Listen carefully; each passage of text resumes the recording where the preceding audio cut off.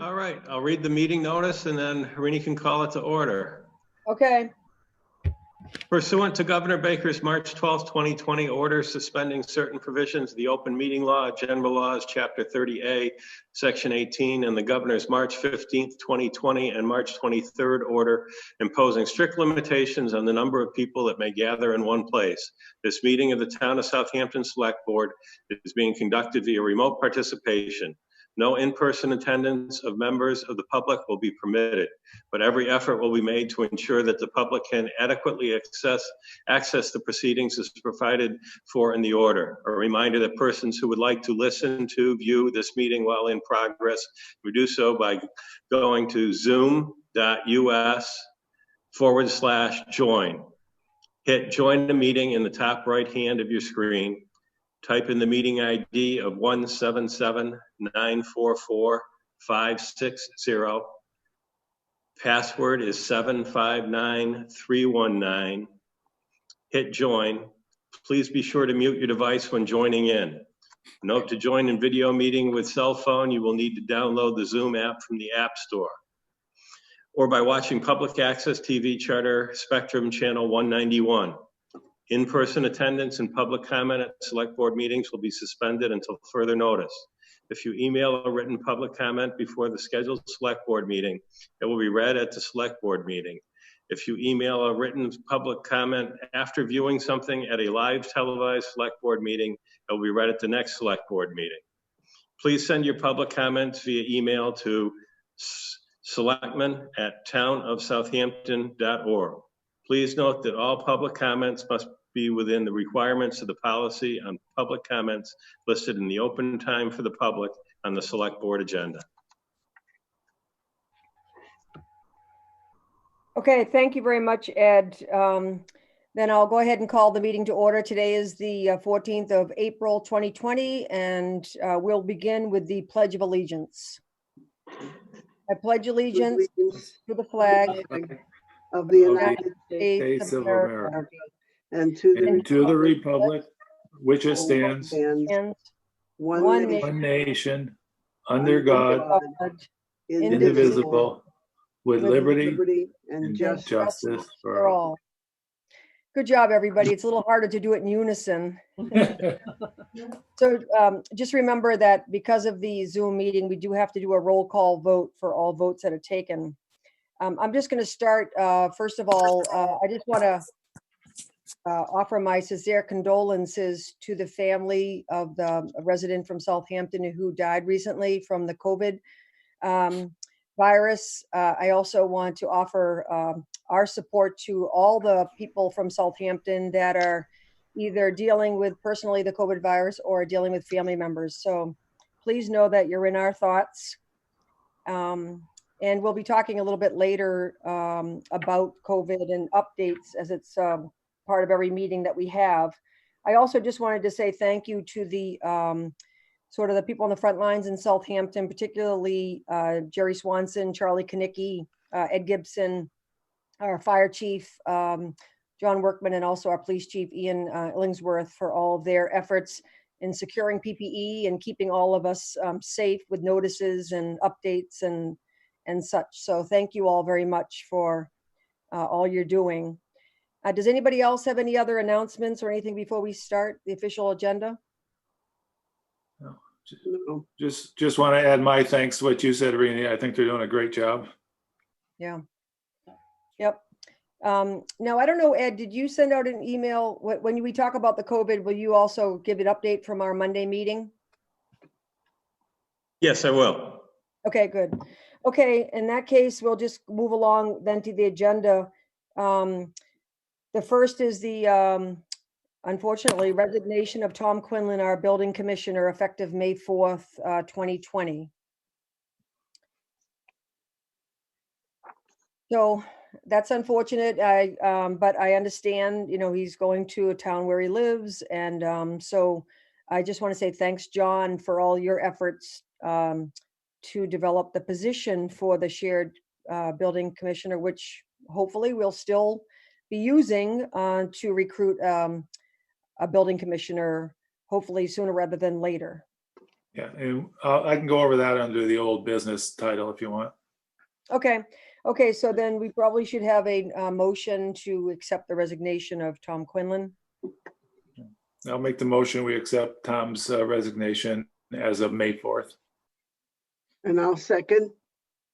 Okay, roll call vote. Any other comments about that?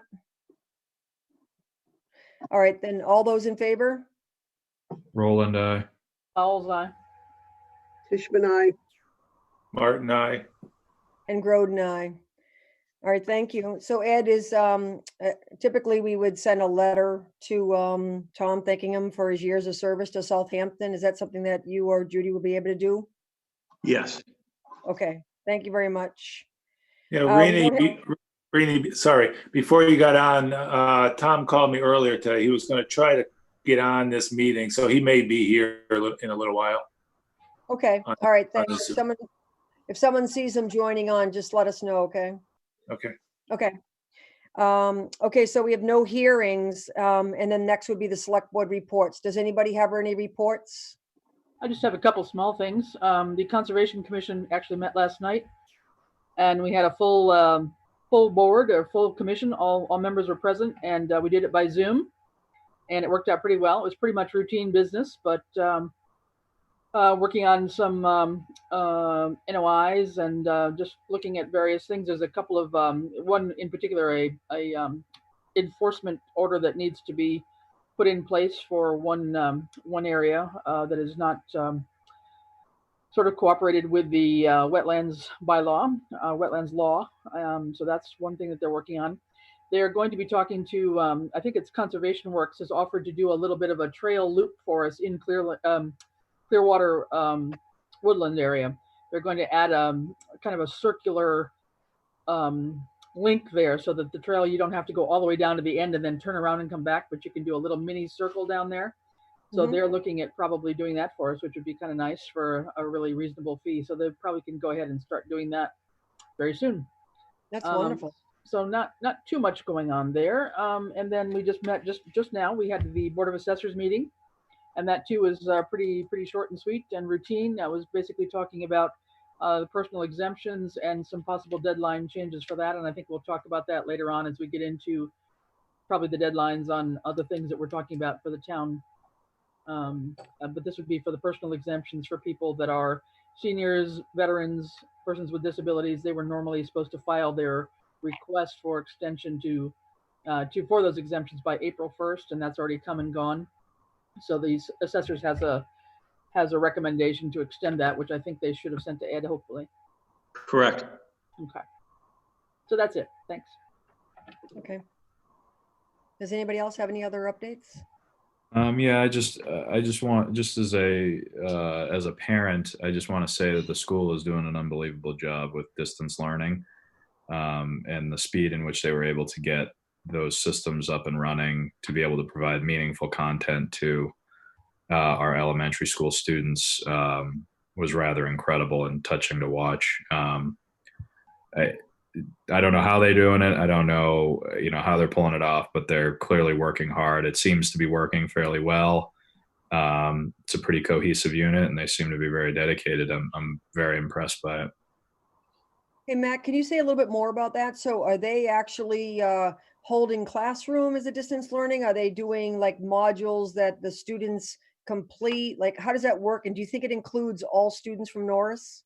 Yeah, so we haven't had a school committee meeting since the systems were launched.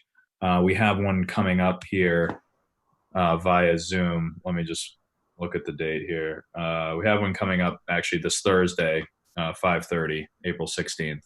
So I'll have a better update after that session. But all I can speak to is personally here, I have a first grader. So obviously we're not doing daily Zoom classes for the first grader, but he has a Zoom session for an hour and a half. It usually lasts on Monday mornings, and then he does one on Friday mornings. And basically they just kind of go over what they're going to be doing during the week. And then on Friday, they have a chance to summarize what they did do during the week, presumably with their parents. And it's, it's very, it's obviously driven by the parents, and it's very sensitive to the fact that like some parents like myself and my wife are in healthcare and we're out there every single day. And so it's one of these things where it's kind of do what you can, do the best you can, even if it's not even if you can't do anything, like that's, good enough. So they're very sensitive to the fact that some parents are at home and able to do this, some parents aren't, some parents are split.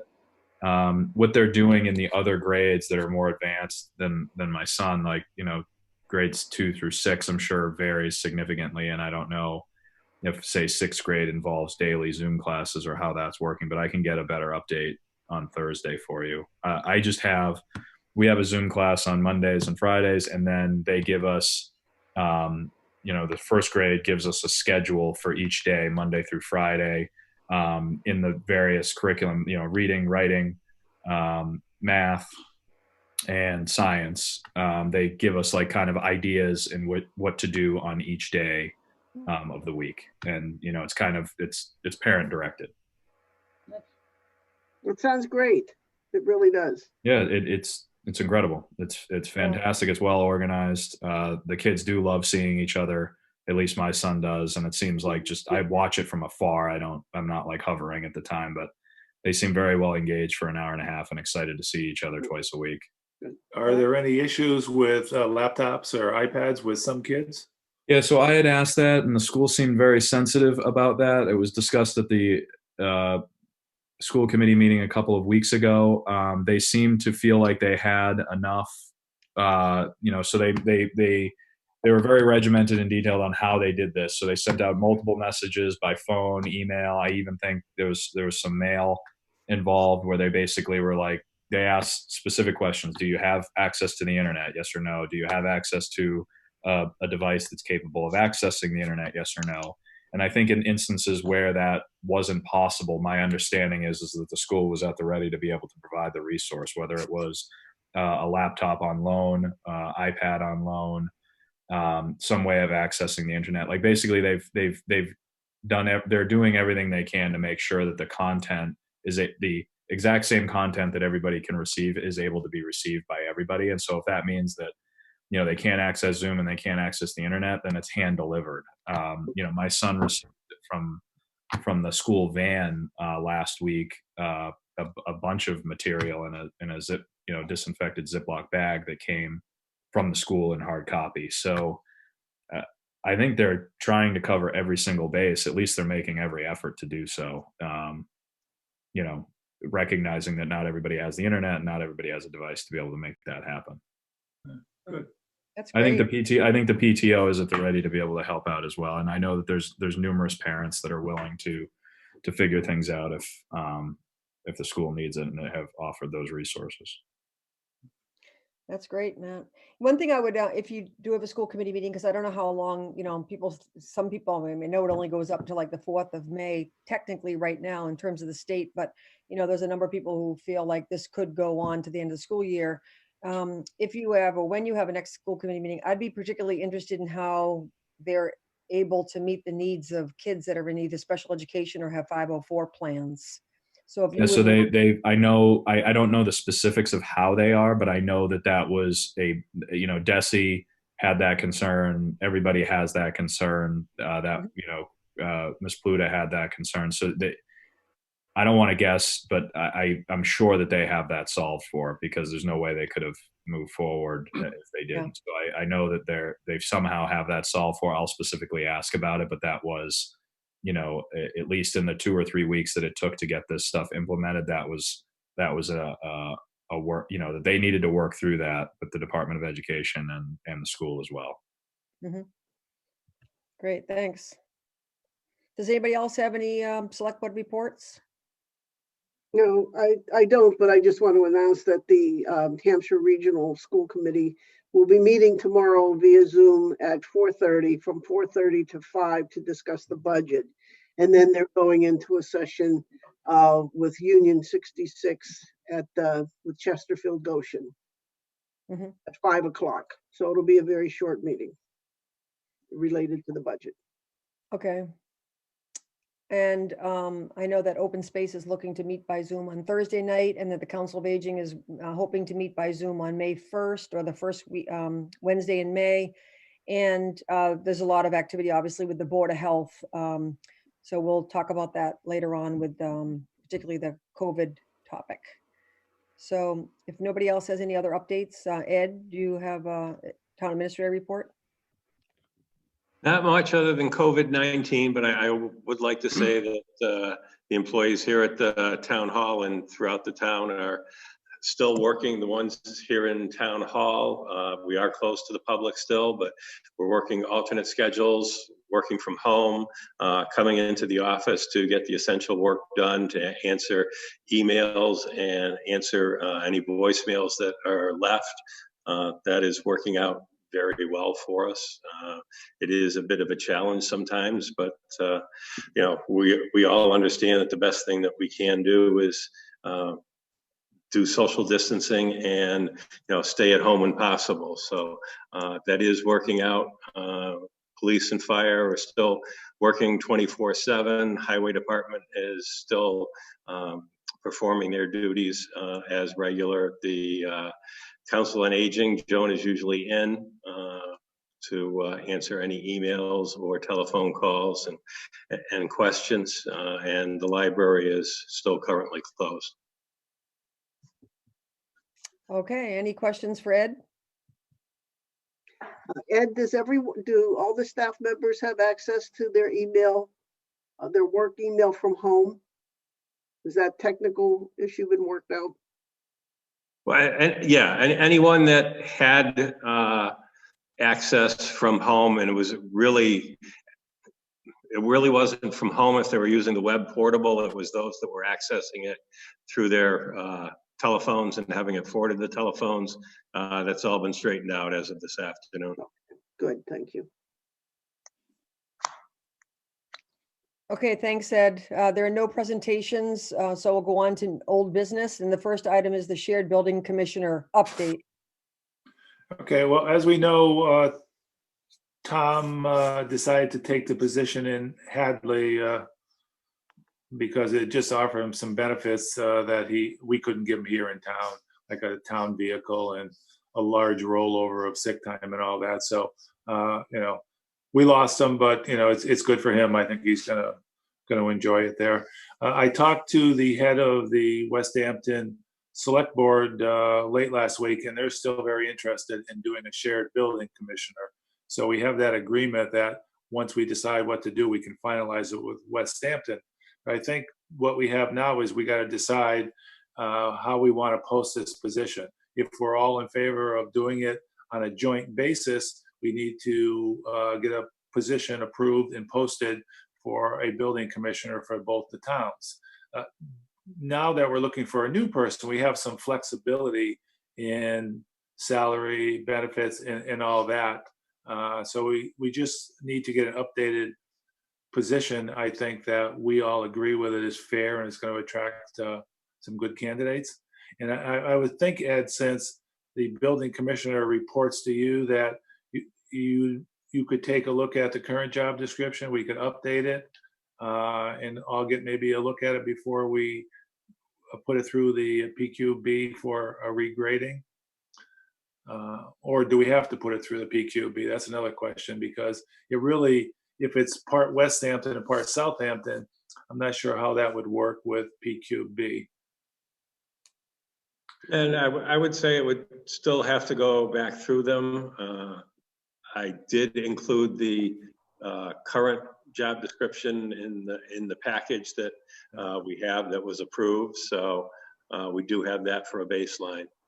Yeah, I'd like to get that new job description done, then relook at the budget line items that include, the benefits, the mileage, the telephones, the books and all that stuff, to kind of realign it to a new position going forward versus just taking what we had and combining it with Westhampton. I think there's some economies of scale there we can reach and still create a nice position for somebody who wants to work full time. Yeah. You mean in the agreement itself? In the agreement, plus also, for instance, we provide a cell phone and a jetpack or whatever brand it is.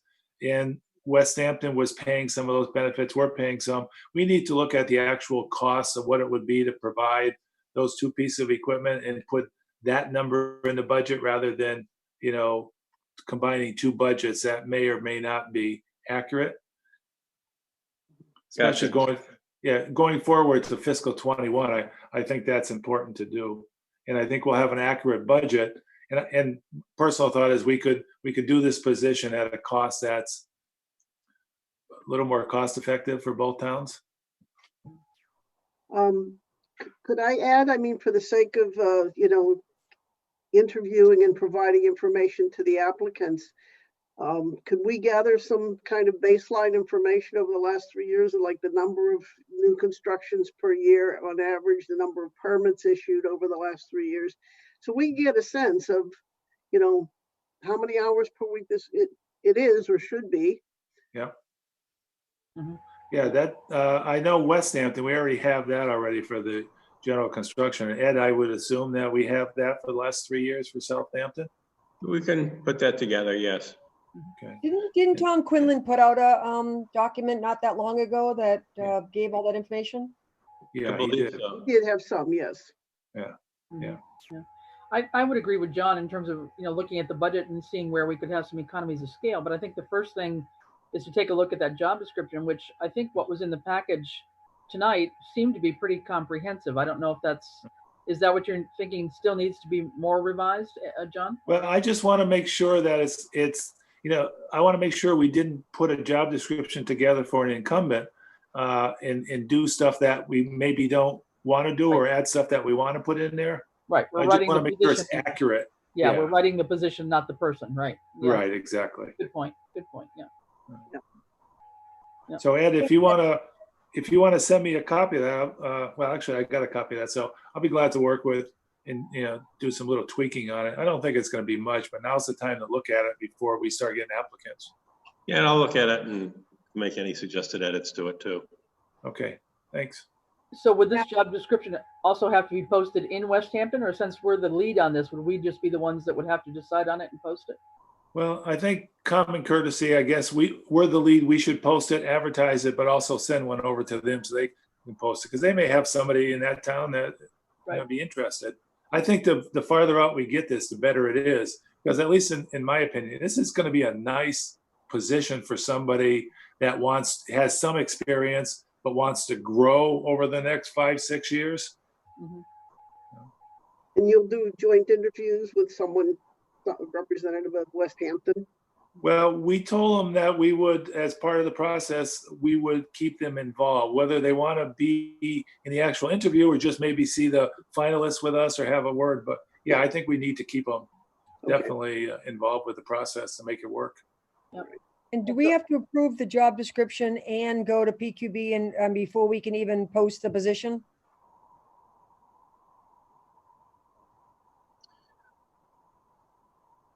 The requirement to post it is that you include the posting.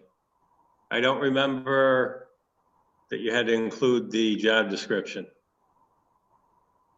But it's going to be tough to have a posting without a job description and a salary range to it. Yeah, we're either going to get people that think it's worth 150 or people that think it's going to be 30,000. Yeah, neither of those are going to be qualified at either ends of the spectrum. No.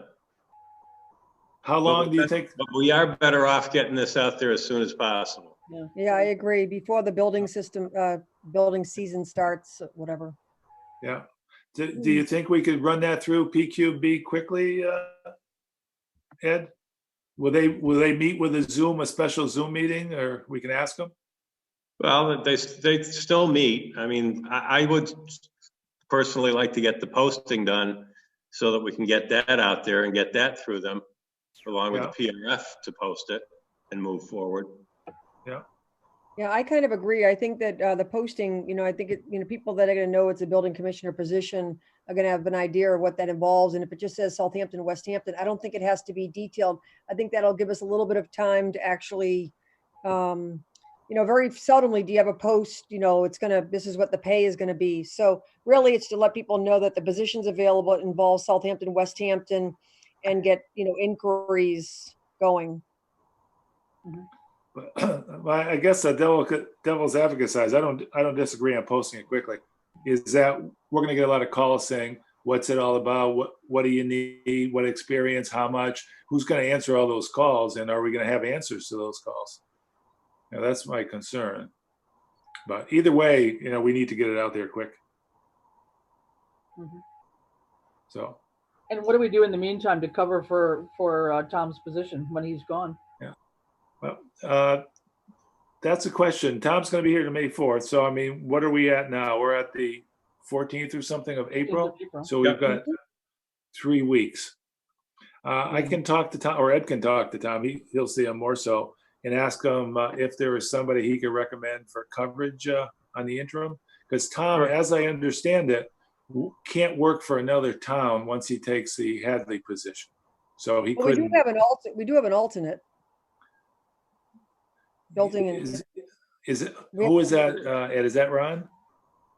We actually have two. One is Ron Lauren. Yeah.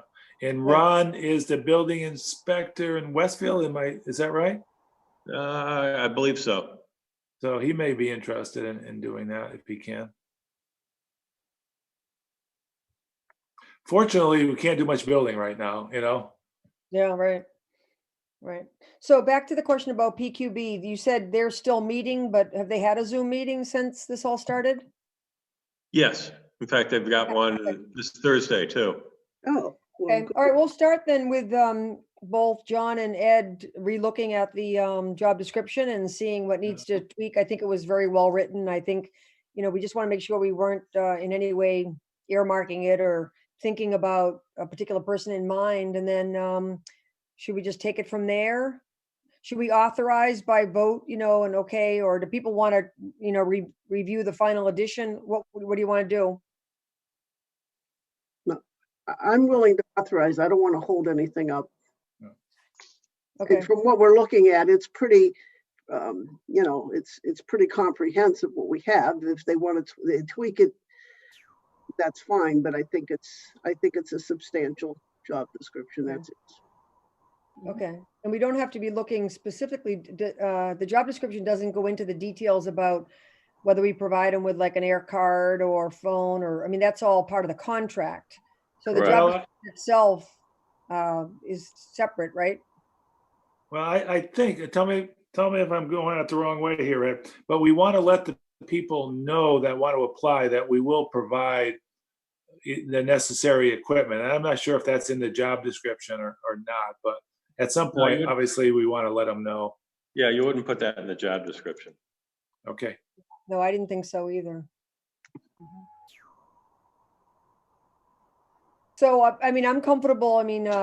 Matt is our liaison to PQB. I'm comfortable with sort of authorizing John and Ed to work on the job description and move it along to PQB. I think the final draft I saw was really good. I can imagine that there's going to be a lot.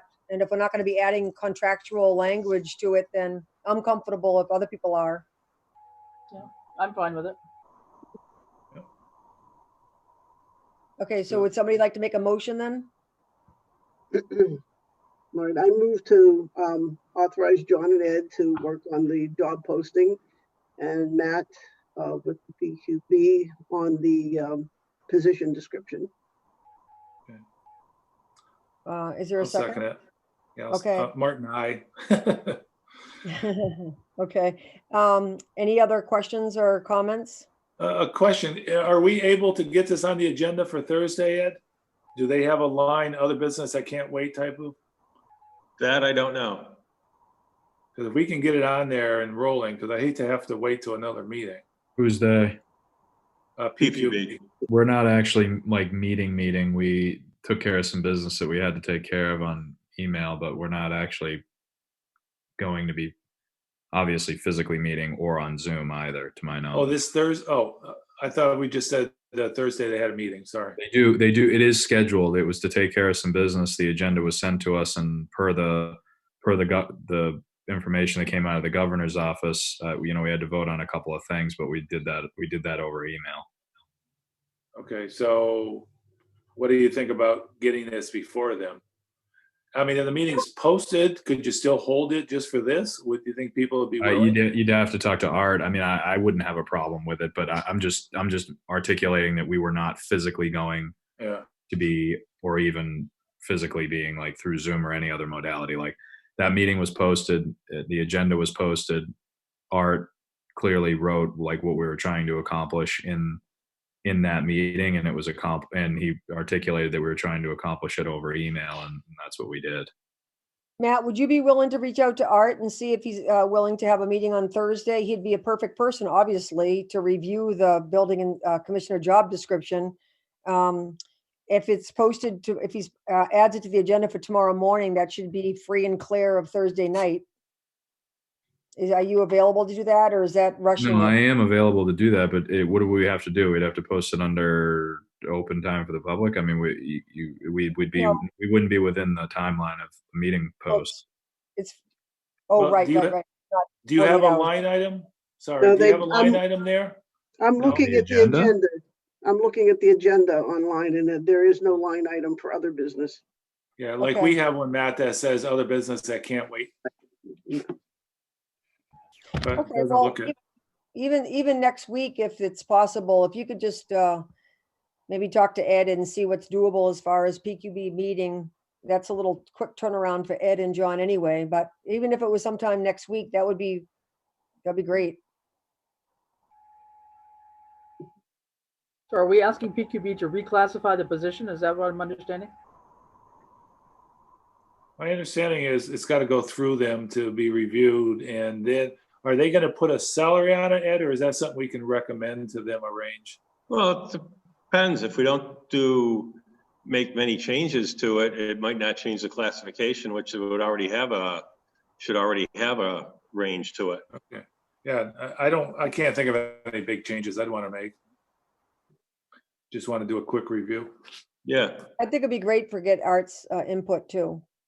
Okay. So even though if it doesn't change, I think the input into the actual job description would be helpful, I think. Yeah. So I guess we have a. And in the meeting that I have posted from an email, it says open time for the public if needed. Okay, that's not exact other business, but at any rate, we have a motion and we have a second. I don't think we voted on authorizing John and Ed to. I just want to throw something out there since we're just discussing this at this. I mean, I probably should have said it before, but it's worth. Sometimes we can get caught, and I'm not saying this is my opinion or not, but sometimes we can get caught in the forest here. This isn't something that we would want to go bigger with in terms of aligning with, say, another town, meaning that I get that Westhampton wants to align to us, but would we want to align to either Westfield or to Easthampton? You mean have them cover us in Westhampton? Yep. Interesting. Before you got here, Matt, we tried to do that with Holyoke. Ed, were you here then? No. Okay, we tried to do that with Holyoke. And what we got to the point where we invited the Holyoke building commissioner and building inspector. We had a couple of meetings on the select board. They were willing to take a building inspector and put him, it happened to be him at the time, put him in Southampton working for the city of Holyoke, and they would use their building commissioner because building inspector versus building commissioner, they can do different things. I think the commissioner has a compliance addition to the job, but they're willing to do that. Every builder in town, as well as the people who were vocal about losing control, came out to these meetings, and the select board just said, we can't do it. We don't have any support for it. I mean, I, for one, am support of looking, and it's a great opportunity. So I'm okay with that, but I just want to give you that little bit of background. We'll get a lot of pushback from the builders because what they said is that we're not going to get to service. The person's not going to be here all the time. The Holyoke building commissioner, said, well, that's not going to be accurate because the additional benefit at the time was if, I don't remember the gentleman's name, say Mr. Smith was going to be the building building inspector assigned. When he was on vacation, the building commissioner from Hoyoke would assign Mr. Jones, so we'd have somebody here at all times. So actually, there's more coverage if you're aligned with a bigger town or city. Yeah. Yeah. It makes sense. It makes sense to me. I mean, I think that's all hearsay. I mean, I don't know that you can't base those thoughts in fact. You know, you don't know. No, what the services. I just remember all the builders coming out, and it was quite the interesting time, and that doesn't mean we shouldn't try it again. So let me ask you a question. Do you want Ed or me or both or whatever to see if we can come up with a conversation with Easthampton or Westfield on this, why we're going through this process? Because even though we post and we put job descriptions and we take applications, it doesn't mean we have to hire somebody. If we decide to go with a different community prior to them, that's our option. I think it should be part of the formula that we use to try to source this position. What do the rest of you think? Oh, I definitely think it's a good idea to look into it. I know that on occasion in the past, when I've been involved with attempts to regionalize, I think there is some appeal to regionalize with towns that are part of our school district. And I think that in the past, when I looked at like the shared conservation agent, and I just think that there have been problems. There is some value in having, the control over the position, but that's not to say that I think it's worth as an opportunity to explore again. Well, if you don't mind, I'll be glad to make a couple of calls. And I think if nothing else, it will show the folks that we're looking at options and try to be flexible and hopefully save some money for the town. Because if we're going to be able to share services, this should be an easy one to do. Yep. That's what I was that's all I was thinking about it. It's one, it's a one person job at this point. I'll be glad to make some calls if you folks want to authorize me to do that and come up with some information and share it. And there may be an interest, there may not be an interest, but if the other towns are looking at ways to flatten their budget a little bit, this may be a way of doing that to help them and us. But if nothing else, at the end of the process, we can say we looked at it, we tried, here's the results, we compared both ways, here's where we went.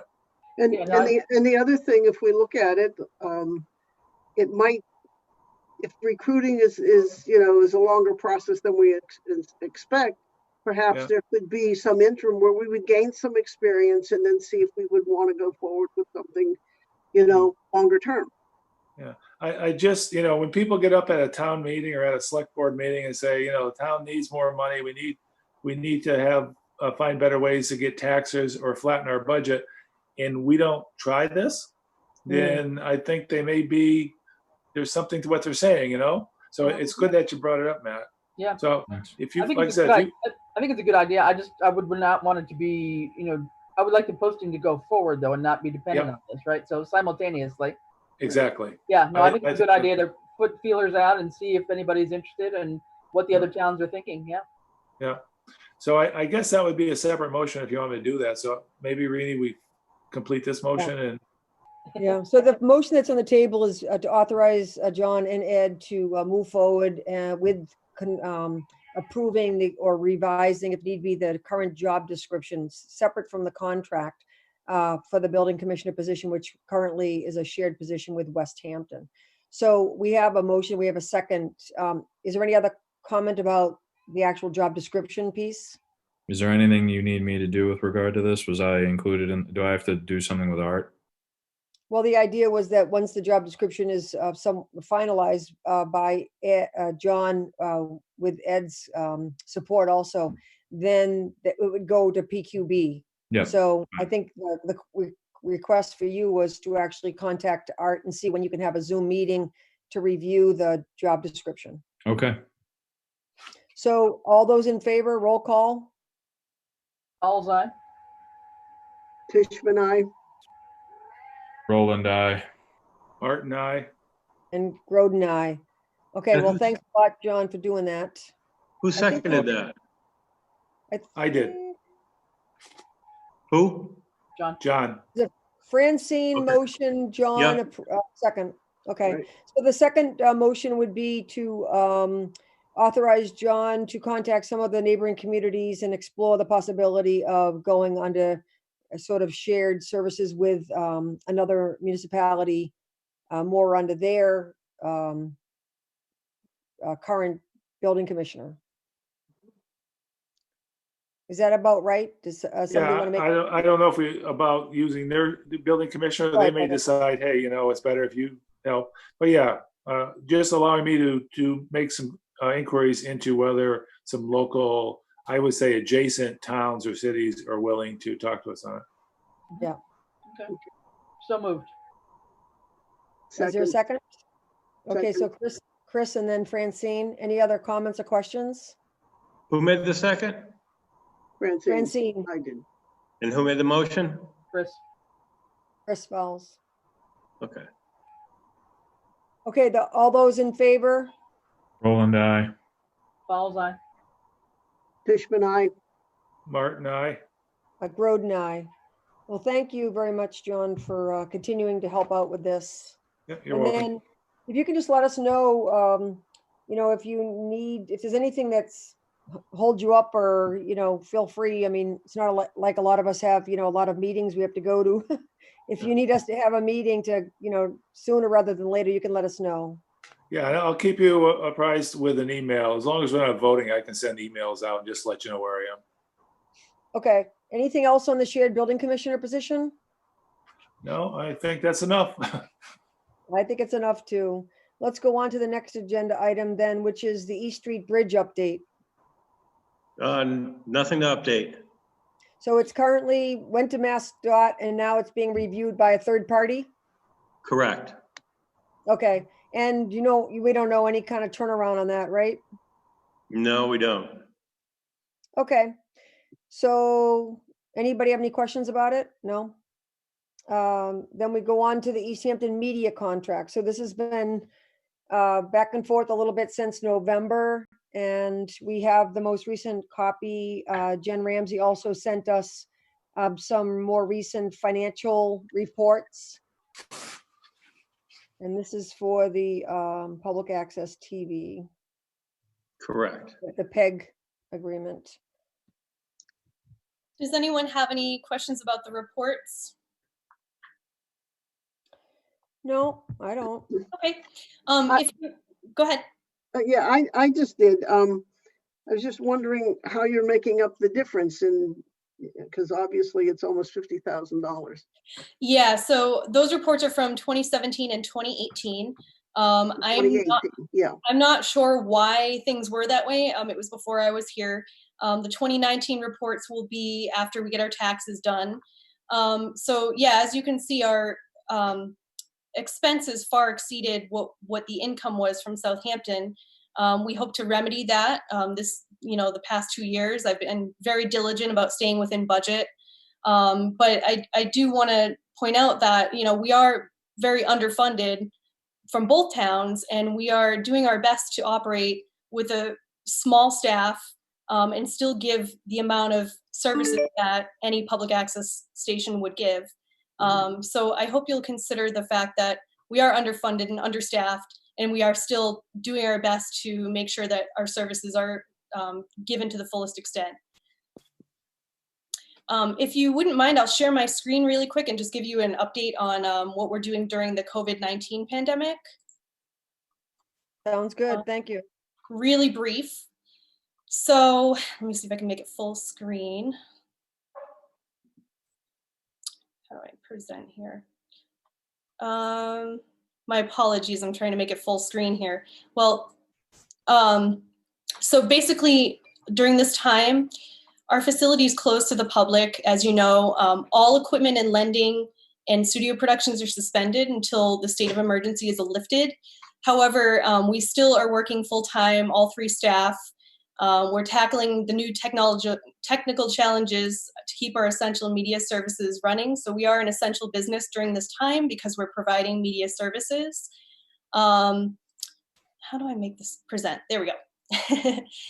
And So we've had to purchase some hardware and some software to help us enable these Zoom meetings to go live on TV.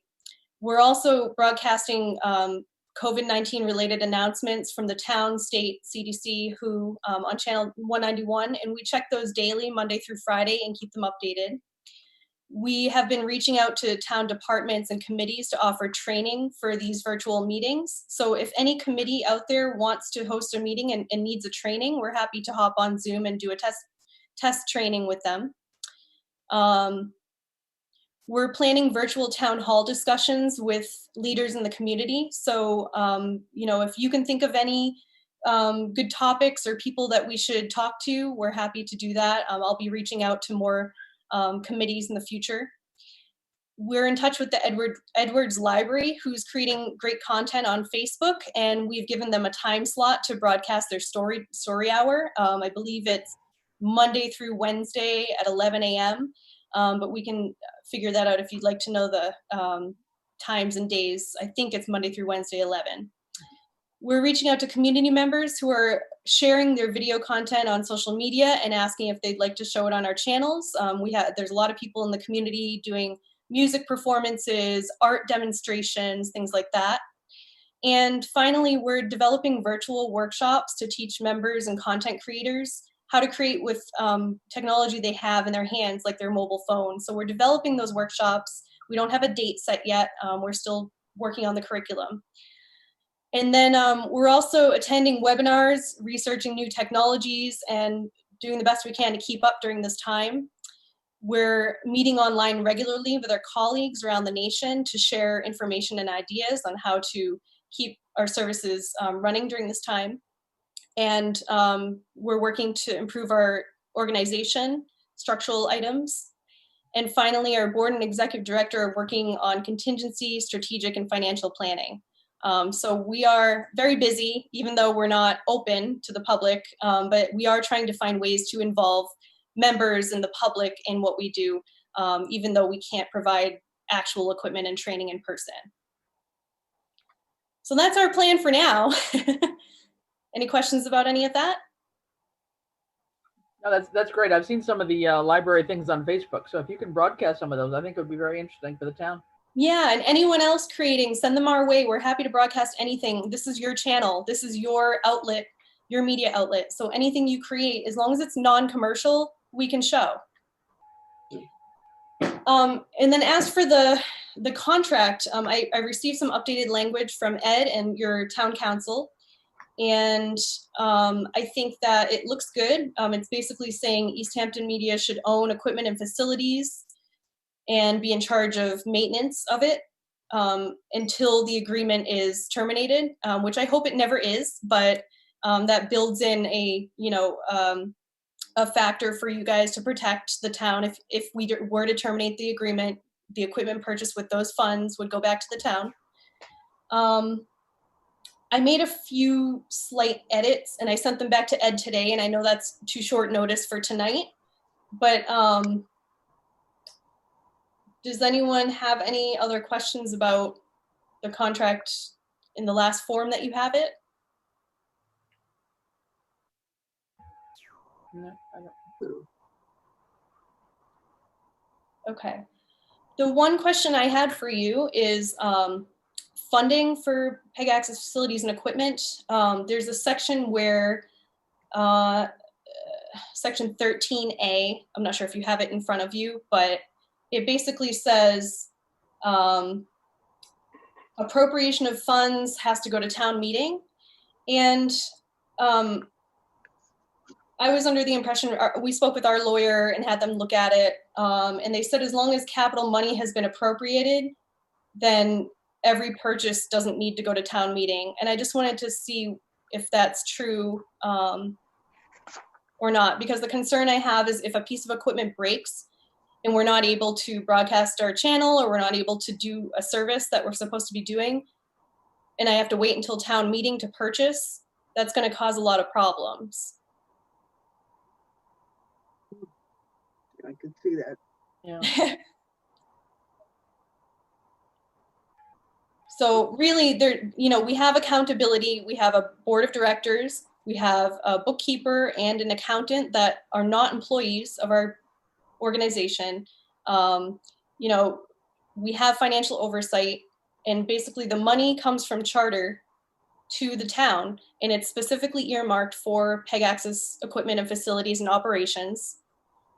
So as long as we're accountable and we're sending you the annual reports that are in this contract, I don't see a problem with designating us to purchase equipment as needed, as long as it's within budget.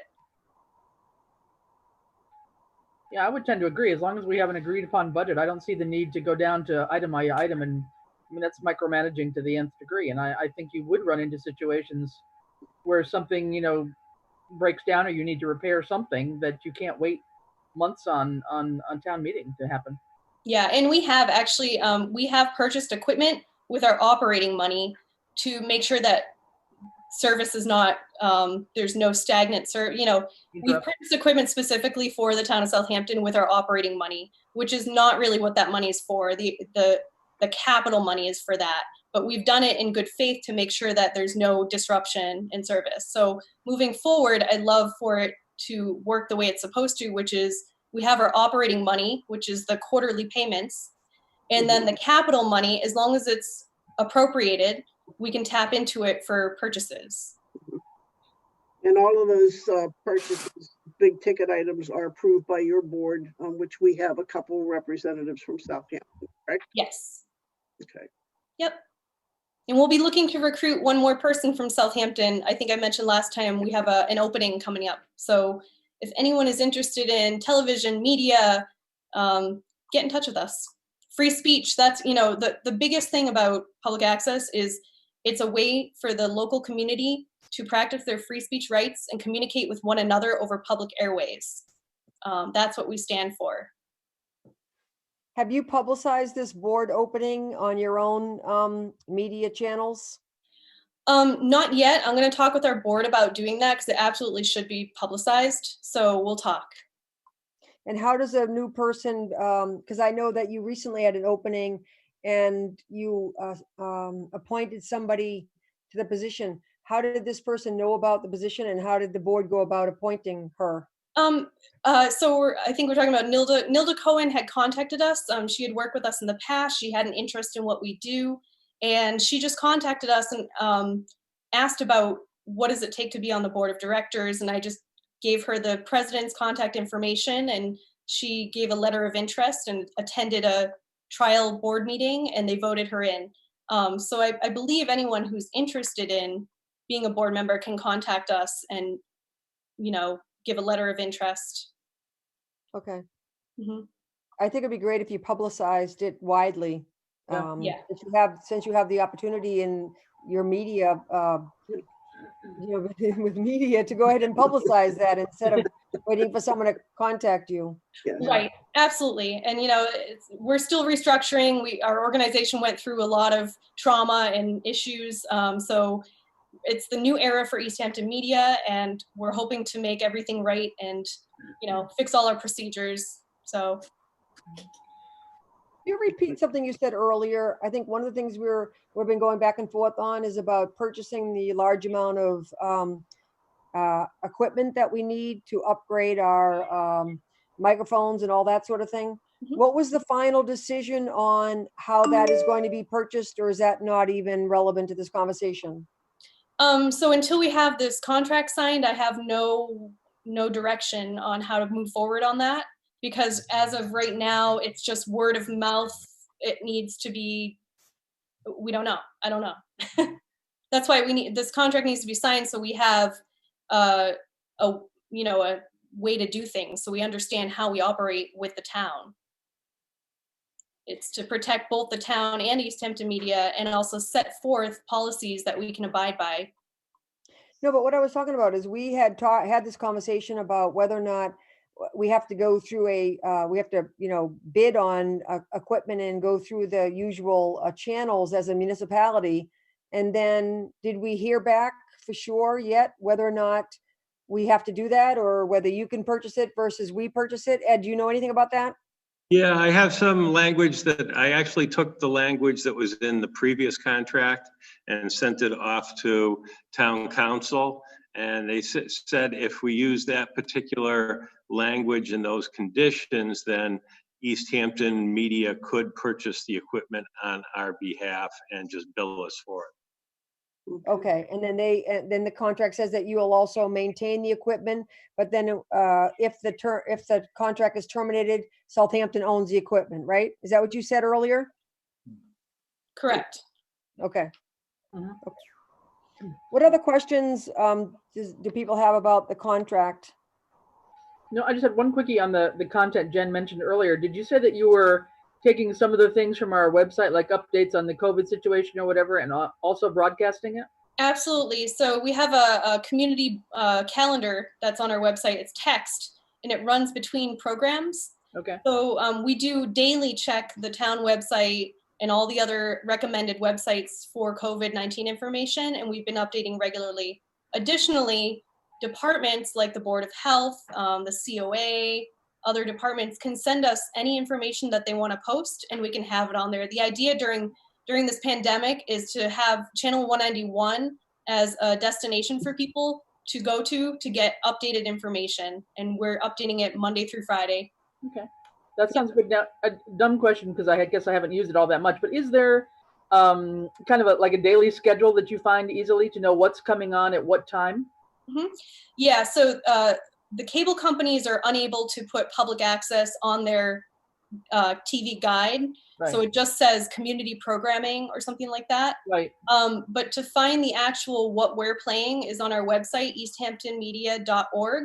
Okay. And at the top right, you'll see TV guide. And if you click on it, you can find the Southampton channel.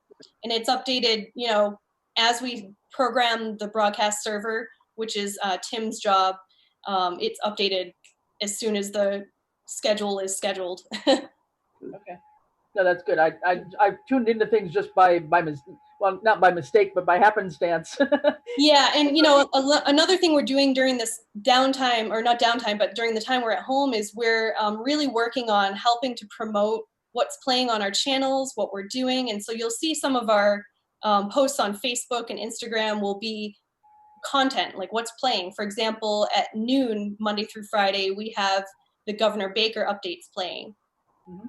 So, Okay. yeah, we're working on publicizing things more and just getting out there. Good. I think now more than ever, you have an opportunity to make this a valued service to the community because everybody's looking for information. And that's a great way of getting it out because it's very timely. Mm-hmm. And it's local and it's local. Town, That's yes. Yep. Okay. I have a couple of other questions. I think that the points that we talked about in the past had to do with the 5% for equipment. It also had to do with the strong language, had to do with payments, if I'm not mistaken. Mm-hmm. And was there anything else? I think our lawyer already updated the information about indemnity. Is there any other points that we've talked about in the past that that should be clarified? So the payment penalty language has been taken out, and I sent Ed today the revised version that I'd like you guys to look at. So we removed that late payment penalty. That's no problem. It was put in there by our lawyer. And then the other stuff you mentioned, I mean, the 5%, that's something we need to decide. And I hope that you'll decide that the 5% should be operating money for PEG access as it's laid out in your contract with the license agreement with Charter. And it can't be spent on anything but PEG access facilities, operations, equipment. Like that's what it's there for. That's why Charter gives you these payments. So by holding it back, it only reduces the amount of services we can give. Right. Were we also supposed to get a report of any charges that Southampton incurred because of the PEG access? Did we ever get that? Yeah, we discussed that, I believe, last meeting. Ed sent those out to everybody. And really the only expenses incurred with that money are legal expenses when you were signing your agreement back in 2017 with Charter. Yep. Yep. So the money is earmarked for PEG access facilities, equipment, services, operations, and cable-related purchases or cable-related things like legal battles. Okay, and this is a 3-year contract, Jen, and does this coincide with the Easthampton contract dates, or is it different, you know? No, so it's a totally separate contract because we're Easthampton and Southampton are 2 different towns. So yeah, the times are off, and the language is very similar in both, and we try to make it that way this time around because in the past, I think your contract was lacking a lot of clarity, and that's what we try to do in this one is make it clear and make it fair. Mhm. When does Easthampton's actually expire? They signed a 5-year agreement with us in 2019, so 2024. 2024.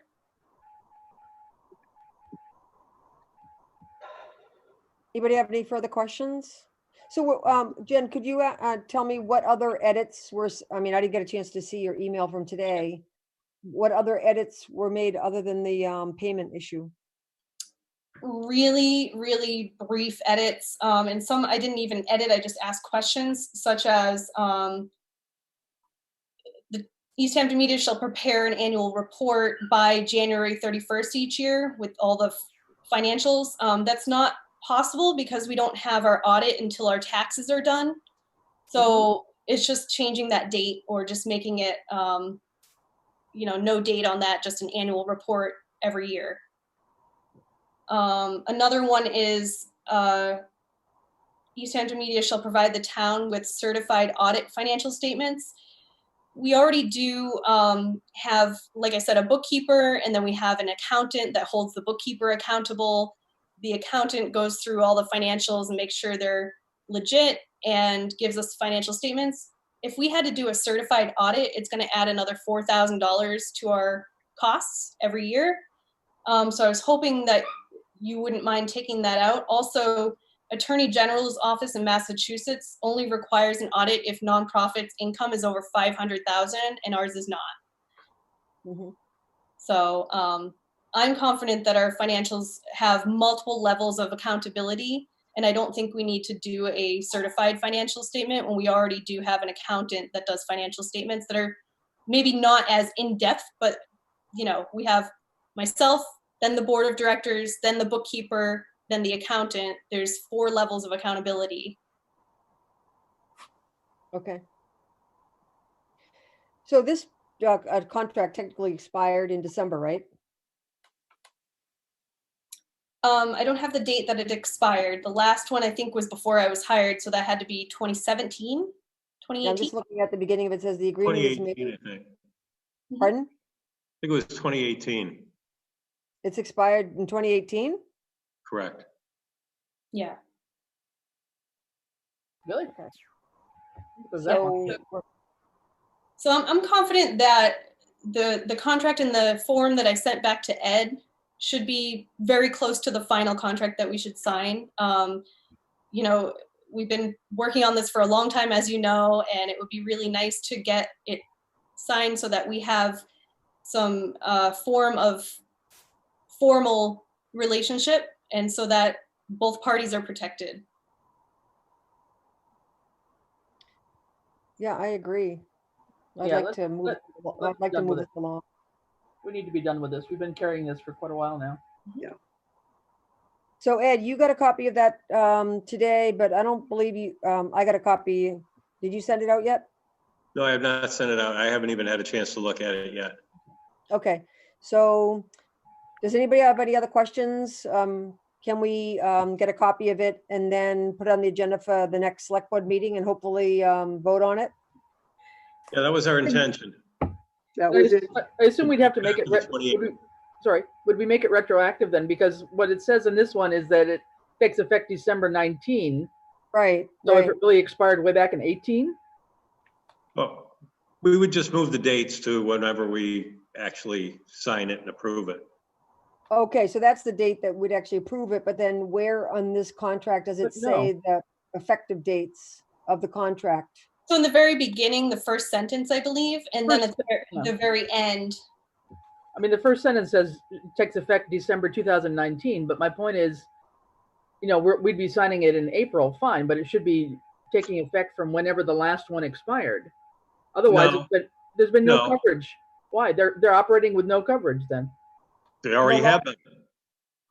Well, that's but I not a think great that- practice. Well, I think, you know, in a perfect world, we would have approved continuation of the previous contract until this one was signed. Right. Correct. But we were without an executive director at that time. We, you know, as you know, we went through some turnover, and it's, you know, in the past. So all we can do is move forward from here. Yep. Okay, but I want the language, you know, so whenever we sign this, if we sign it in a couple of weeks, it would be from April 2020 for 3 years. Correct. And so we technically didn't have a contract for over a year, and there's nothing we can do about it now, but in a perfect world, we would have continued the previous contract. Yes. Francine, or go ahead, is that you, Yeah, Chris? I mean, I'd like to propose something. If the edits that she sent to Ed are minor, if they're consistent with the conversation we just had tonight, can we just vote tonight to authorize Ed to sign the agreement, or we have to go through this again? I'd rather read it, frankly. Yeah, and you still got some open-ended items, as if you are going to require the 5% holdback or not require it. So there's still some things to be decided.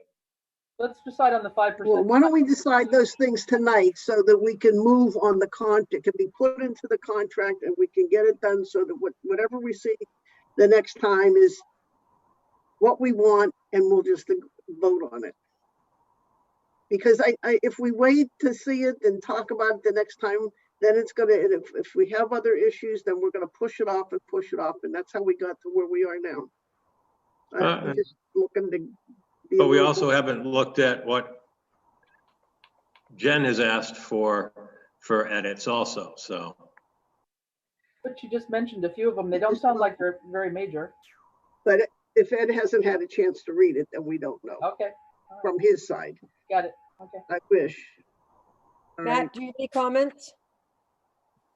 No, I don't have anything additional. I am in favor of trying to wrap this up, though. Yeah. Making How about you, the John? decisions on the items that we need to make our decisions on, and if there's still some outstanding stuff, then we'll button that up at the next meeting. But I do think we should, at a minimum, just vote on the 5% and button that up now. I mean, there's no sense in continuing to increase a list of items that we need to check off. We can check off the ones we can check off now, and if we can't check everything off, then it'll go to the next meeting. But we shouldn't be just putting everything off to the last meeting, because we'll never get it. We'll never get this done. How about you, John? No, I agree. It's just, this is one of those items like the dog complaint in my mind that just sits here and sits here. Even if we have to have a special meeting before our next one, a Zoom meeting to get it done with, I'm fine with that. But let's get it done and go on. Yes. Okay. I'd just like to, if I could just interject a moment, Erica Flood, I'm a new member of the board at Easthampton Media. And I just wanted to stand in and give Jen and her staff just some recognition. And I could see it in Chris's face and in Francine's face when you realize they've been operating for a really long time without a contract. And in the recent weeks, I think the level of service that they've provided to the communities of Easthampton and Southampton are phenomenal. The fact that they are checking these websites for all of us every day without being asked, and making sure we all have access to pertinent information. It's not covered in the contract, and they've gone above and beyond for all of the communities they serve. And I just want to thank you for recognizing, in that moment, they've been doing this without a contract, and to be able to sign this and move forward, they can only get better from here, because they will have the directives they need to continue to expand and improve on the services they provide to all of us. Okay, thanks a lot, Erica, for comments. And just wondering if Robert Floyd is still on the call. Do you have anything to add, Robert? The Easthampton Media Board of Directors has really done due diligence with hiring Jen and working with her, and it's been an exponential growth and success. They do need the funds to continue to buy the equipment, and with the burden of what's the pandemic, never need to cover what's happening in our community. So everything that's been presented tonight, I approve of. Okay, that sounds good. So Ed, you're gonna send the contract back to us. I don't think we need to have KP chime in again, do we? The only thing I might have them chime in on is whether we can do those, the equipment without a town meeting vote as an appropriation. Other than that, I think we're okay. Okay, so we'll find that out. And the other issues, like she said, it has to do with whether we have to have a certified audit. And also she removed the strong language around any late payment and then the 5%. So if people comfortable with either having an extra meeting to move this or bringing it up with the intention of hopefully signing at the next meeting, does anybody want to discuss it any further? Nope. I'm fine if a meeting, an interim meeting is needed just to get this done. Yeah. Me Can we too. vote on the 5% now, though? Yeah, I think that's a good idea. It's probably the biggest item that's left, so take it off the table. I mean, I totally, you know, in terms of the certified audit, I'm in total agreement. Having worked with various NGOs in my life and nonprofits, there's no need for an organization like this to have a certified audit as long as they've got enough controls internally to manage this. It's going to be an extra cost to us if they do. So I'm fine with it the way it is. Also, So do you need a motion, Rini, that we accept it with the 5%? I think it's part of the contract that we're going to be looking at. I just wanted to make sure that if that's a big stumbling block, let's talk about it this week. But if people are in a general agreement that we will keep the contract as it is, that it's 100% going right over to Easthampton Media. If people are okay with that and don't want to further talk about changing it, then we can just approve the contract hopefully next time. Okay. sounds good. Is everybody else okay with it, or do you want to, Matt or Francine, are you comfortable with it staying at the 100% transfer? Yes. Okay, then we'll just hopefully look at it one more time and have it done. Thank you very much, Robert, Erica, and Jen. You're welcome. Thank you so much. And we'll continue to reach out to committees and, you know, different departments and see how we can support during this time. Yeah, I did Okay. catch some things that you had posted, and I was happy to see them about Southampton. Thank you. Okay. Thanks, Jen. Okay, so the next item under old business is the next step in disposal of surplus real property at 93 College Highway. So this was approved by the town, and I know that we want to continue to move this forward. It was already been approved, and it's been a kind of a long time coming. I re-looked at the document that talked about, you know, disposal of real property, and basically said the next step is to declare it as surplus property and also establish use. So Ed, can you speak to where that's at, if anywhere? Yeah, I mean, declaring it as surplus property is simply a vote of the select board. Mhm. And then from there, it's just a matter of deciding how the select board wants to dispose of it. Whether, because of the value, it does not have to be sealed bids or at auction. It can be, you know,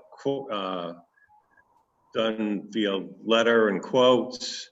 The select board can establish if they want a minimum bid amount on it, or if they just want to leave it open-ended. And then as far as the requirements of anybody that, quotes or bids on it, if you want to, the property already has certain restrictions on the deed itself. As far as agricultural property, if you wanted to put, at least on the procurement process, not on the deed side, any further requirements or purposes in there, the select board could do that. What does the select board want to do? Well, I mean, first of all, the first thing we need to do is declare it surplus property. So I'd like to make a motion that we declare this piece of property surplus officially and get this going. Okay. Is there a second? I'll second it. Okay. Any discussion? So we're declaring it surplus, but we're not at this particular motion going into the details about the fact that it's APR, that there's an easement on the property. So right now, Correct. it's just simply a declaring of surplus. Correct. It can be disposed of. Okay, so is there any further discussion about this motion? All right, then all those in favor? Tishman, I. Martin, aye. Fowles abstain. Roden, aye. Matt, you still there? Roland, aye. Okay, so that's unanimous with one abstention, and so the property is declared surplus. And like I said, there is APR. There's also an easement on the property. So, what further discussion or votes do you want to do as far as moving this forward? Just a quick question. The APR and the right of way will go with the deed, correct, Ed? That's already in there? That's correct. I mean, you can remind any potential bidder or quoter that they are there, but you're not putting additional pieces on the deed. They are already on the deed. Now, planning recommended if there was any issues with water erosion and all that, just to make sure we got that covered. Is that something we need to discuss, or will the APR and the APR won't take care of that, but. No, I think the only thing Go ahead, Rainey. planning, the only thing they said is that it just has to be known or made public that there is serious water problem, and that the easement, goes with the property. I can't remember whether that was a Conservation Commission comment or planning, but I don't think there was a directive to us so much as making sure that it's well known. Yeah, they just had a concern. Yeah, I agree. Yeah. We just want to make sure whoever buys it knows what goes with it and doesn't come back to the town after. Correct. Right. What, do we remember what it's assessed at? I mean, to me, I would just put it out there for the best bid or quote, or however you want to do it, and with a minimum of the assessed value if it's not going to restrict people buying it. Well, don't forget that the MDR had said that our assessed value was high in comparison to what similar farmland properties would or should be assessed at. So let me. Go ahead. Let me ask you, go ahead. I'm sorry. If I recall, Ed, they did have a figure. It was substantially lower than the appraisal that we had. Okay, Well, there's appraisal and then there's assessed. Which one are we talking about? Assessed. Assess, I'm sorry, yeah. So let me ask you a question. MDR, if they come in and say this particular property is valued at much less than what it's assessed at now, does that open up the town for other landowners who say, well, I'm assessed at this. MDR, I want to get MDR's opinion on this, and all of a sudden our assessed values go down? I want to be careful. I don't know that could happen, but it just hit me when you said MDR thinks it's worth a lot less than what we assessed it at. Well, I don't want to create a domino here. Well, don't forget this property is somewhat under, or was under MDR's control because of the APRs and whatever on it, so. Yeah, I'm just worried about a precedent in any manner that could come back, that's all. I personally think that it's a gully and there's a tremendous amount of water there and it's very difficult for anybody to do anything and it's more of a liability than an asset. And my vote would be to actually not even have a minimum bid, is to just, you know, see what comes in. You know, it was part of the original farm property and just return it to the original property. Yeah, well, we can't do that, but I'm with you, Rainey.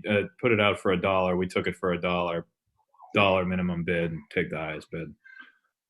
Okay, Yeah. so let me ask you a question, and I'll go along with whatever. What happens if we do that and somebody from somewhere out says, I'm gonna bid $200 and they're the highest bid? Do we have to give it to that person out of town who we don't know what's gonna do with it? Again, I just wanna make sure it goes to the right use, you know? I don't think we can control that, John. I mean, I'd love to. I'm with you, but I don't think we can. I mean, these Yeah. it's not like this is an open bidding process. Yeah, if you do that with no minimum, if you put a reasonable minimum, that will let people who are only serious about it put in a bid on it. You know, and the reason I say this, back when I was at That's true. That is true. working for the state, I set up a surplus bid program.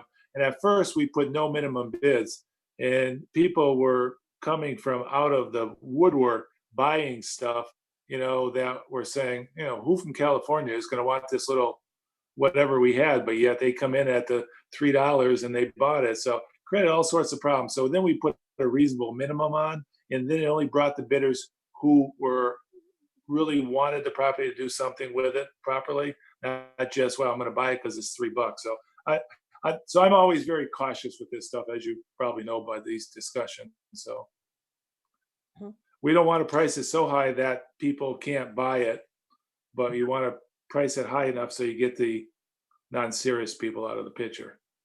I mean, you Whatever that would means. know the most. John would know the most about this, for sure. Yeah, I mean, what did MDR say it was worth, Ed?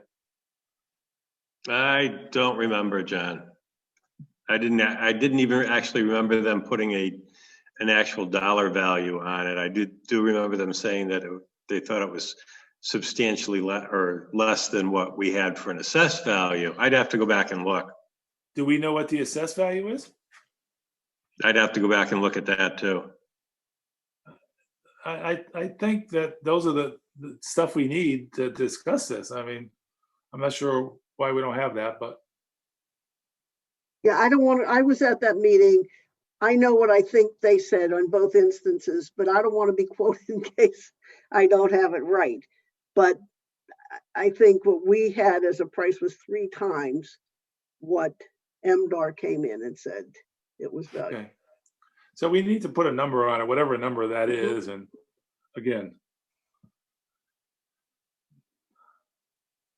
Yeah, I'm just going to go back to what I said before, which is it's more of a liability than an asset. There's a tremendous Yeah. amount of tires and water on this property, and it's landlocked. So there's only 2 people that are abutting the property. It's APR. There's an easement. I mean, I just feel like you know, we bought the land for $1. I just don't think that there's a lot of reason to see this as anything other than a liability for the town.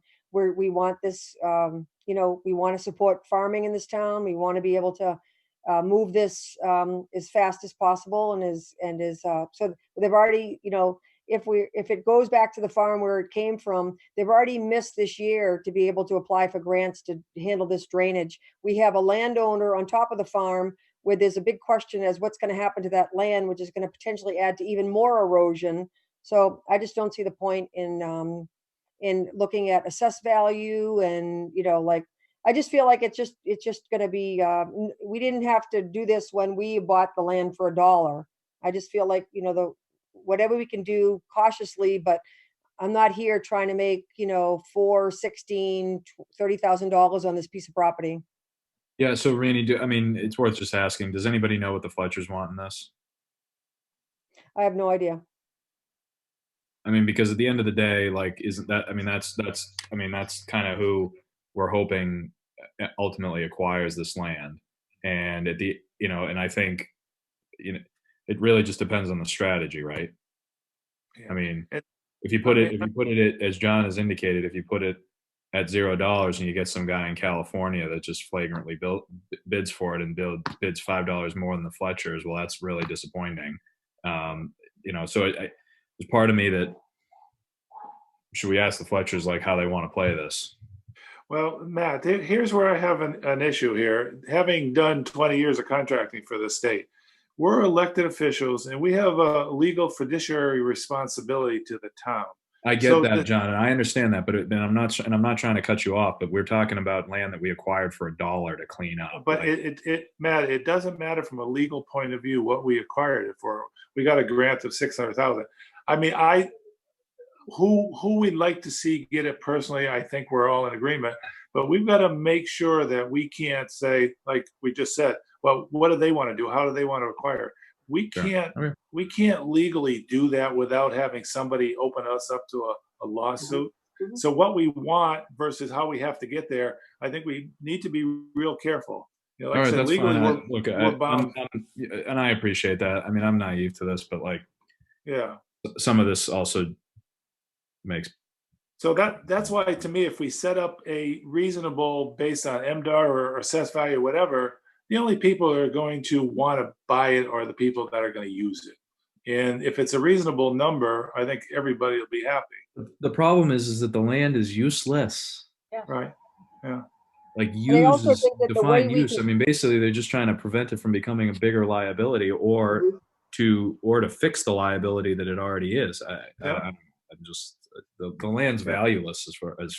I don't disagree with that. So I mean, if you want to do it, just put bid, from whatever you want, no minimum bids.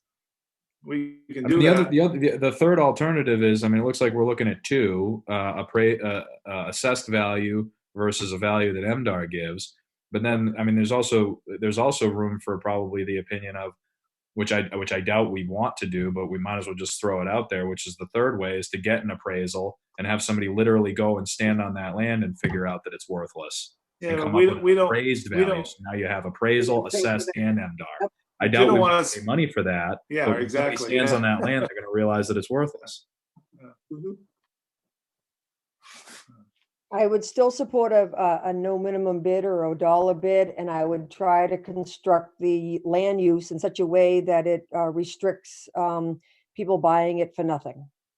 I mean, meaning buying it for no purpose. And I thought there was a contingency that there had to be some resolution to the issue, and that was part of this. Okay, so can I make a recommendation that, Ed, that we check in with our attorney, that and for an opinion on this, that we would, personally, I would like to, the townspeople voted to offer this land up. And I think that I would like to see what they might recommend. Unless people are still thinking about having a minimum bid that's, an assessed value or an APR value, I would just be very interested to see if they had an opinion on what could be done to limit the purpose of the land so that it then becomes restrictive to anybody other than a farmer. Well, Yeah. I mean, Ed, oops, sorry. Under 40B or any other law, is there a way that we could say we're going to take the best offers, but we reserve the option to negotiate or or reject bids that don't meet what we feel the needs of the property should be? If we could do something like that legitimately, I think that would solve all the problems. well, Yeah. we can add the clause that the town reserves the right to reject any and all bids. But do we have to put a reason? I mean, again, if somebody bids higher and they say you rejected me because I live in New York, is that valid under the law? Or if somebody up in another part of Southampton bids $500 because they just want to be, that person, can we reject it because we know they're not going to be able to use it? Well, Here's a couple of ideas. I mean, we know because of the APR that it's got to have a farming requirement to it. But what if we also put in there that the successful bidder must prove that they have legal access to access the land? Yeah, that's a good idea. If that's a valid clause, I like it. That limits Or it. put something in there, only people that could show proof that they have legal access to the land will be able to submit a bid. I mean, if that's legit, that helps us out. Why don't we do that then? Why don't we just double check with the attorney, just see, can we offer, forget about paying money to have it assessed or anything else, and just say, can we go ahead and offer this land for bid and restrict the access to, well, APR and the easement, and also that they have to have legal access to the land, and that the town reserves the right to reject all bids. And that will cover all ground, and we'll see what comes in. Sounds good to me. Yeah, it I'm does. okay with Sounds that. good to me. I'm good. Okay. Can we go ahead then and put that on the agenda for the next select board meeting, and then you can let us know what the attorney says, and then from there, we'll, take it from there. We just Sure. we voted to declare it as surplus, and then hopefully soon we'll be able to have a direction on the offering it up. Right. Yep. Anybody else have anything they want to talk about relating that? No, Okay. That takes care of old business. Then new business is COVID-19 update. All right. And just like to,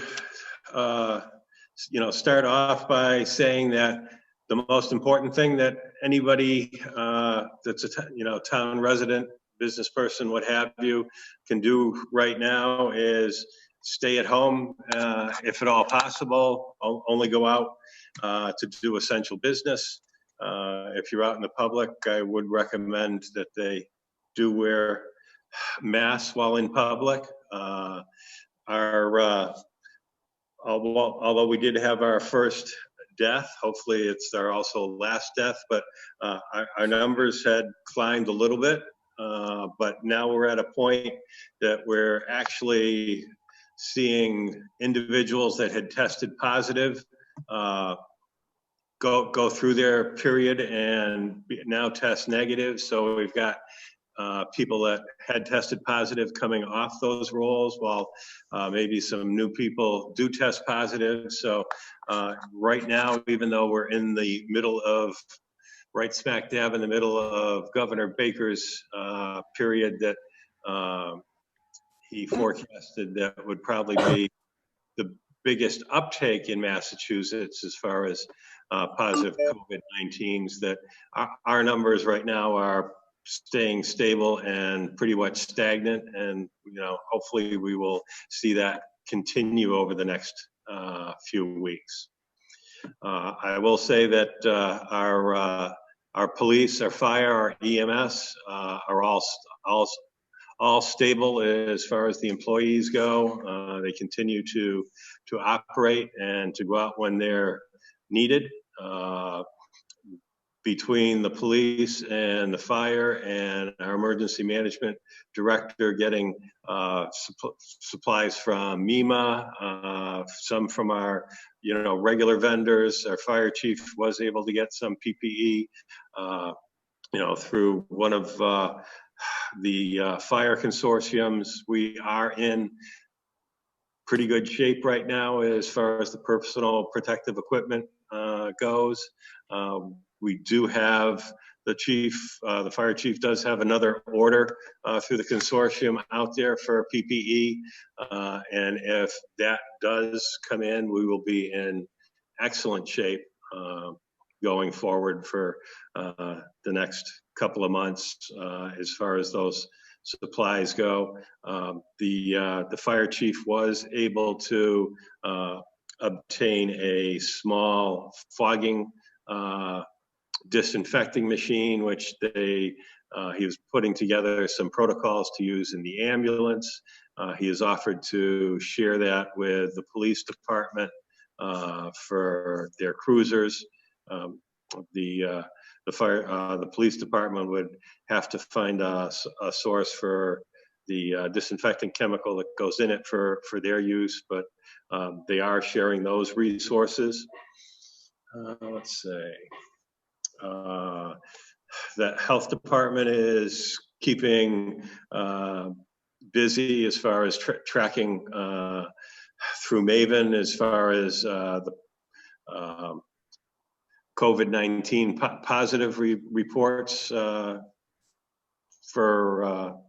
the town of Southampton. They have been busy as far as also looking at some enforcement issues. The police department did report that one business, which was not an essential business, did have some people in it.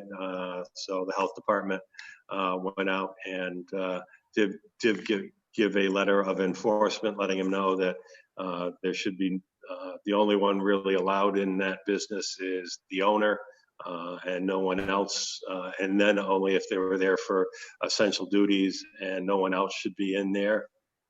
So that keeps going on. We have had, the health department has received their first requests to put RV trailers into the driveways of Southampton residents who are doctors, nurses, healthcare providers, which is so that those healthcare providers do not have to either stay at the hospital 24/7, that they don't have to worry about coming home and infecting the rest of their families. So we have gotten a couple of, they did receive a couple of those. There are some groups out there that are doing very good jobs. One in particular that just received the approval to do the trailer is partnered with Bay State Health. But we do have residents here in Southampton who are doctors, who are nurses and healthcare providers. So if you do see those out there, they are permitted through the Board of Health, and they're there for good reason. Let's say, talked about the fogger. So Ed, the Board of Health is responsible for bringing those into town for those that need them. Is that the idea? They're responsible for actually doing the forms to permit them to come into town and go there, because actually, if you look at our bylaws, they're not allowed. But in the cases, you'll also see them in the instances of where fires have occurred or whatever. But in this particular case, it's the Board of Health that will be approving these for the COVID-19.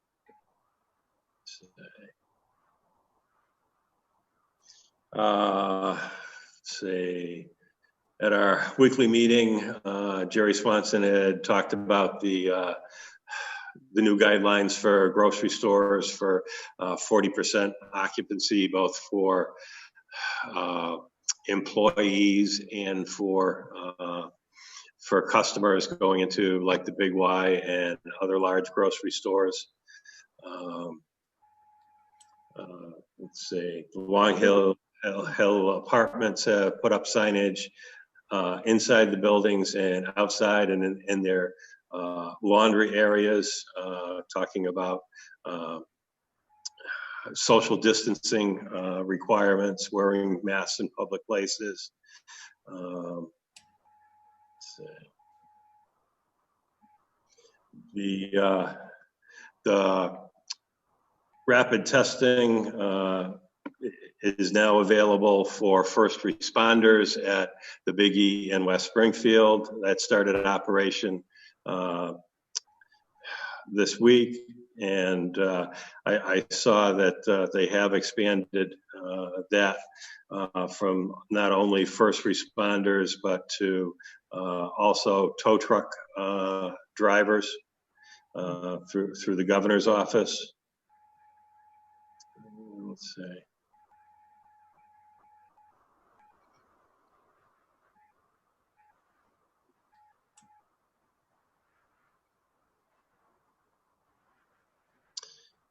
And that's about it for now. We are doing pretty well. Like I say, it seems that the residents of Southampton are listening, staying at home as much as possible. Our numbers are not climbing geometrically as far as that goes, which is a good thing.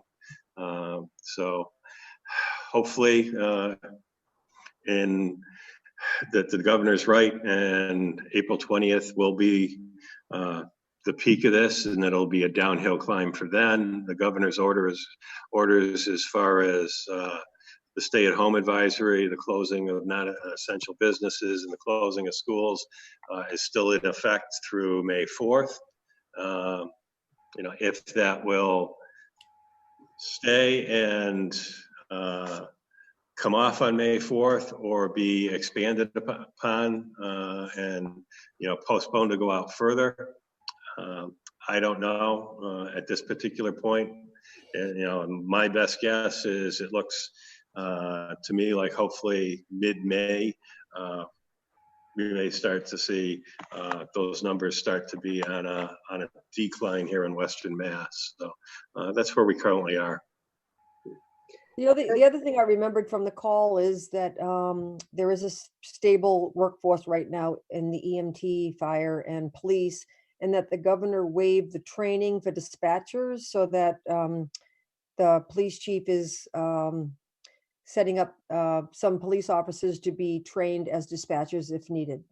Yes, they're allowing the relaxed requirement is that for someone to fill a dispatcher's position, they would need 16 hours of training. So the Chief Illingsworth is having 4 police officers go through that 16 hours of training in case they are needed to go in and operate our dispatch facility rather than rely on a backup facility. And then one other thing that I just remembered through the governor's briefing today, that he did announce that statewide, as far as the number of hospital beds that are available for COVID-19 patients, there are still 50% of the beds that the hospitals have that are available at this point in time. So that's also a good thing, that they're not seeing the hospitals overloaded or overcrowded at this point. Well, the message is, I think what you had said in the beginning, Ed, is that it's not over yet, and Massachusetts is ranked way up there in the number of cases. So I would just encourage people to follow the advice given. Wear a mask if you have to go out, wash your hands often, and stay at home as much as you can. Absolutely.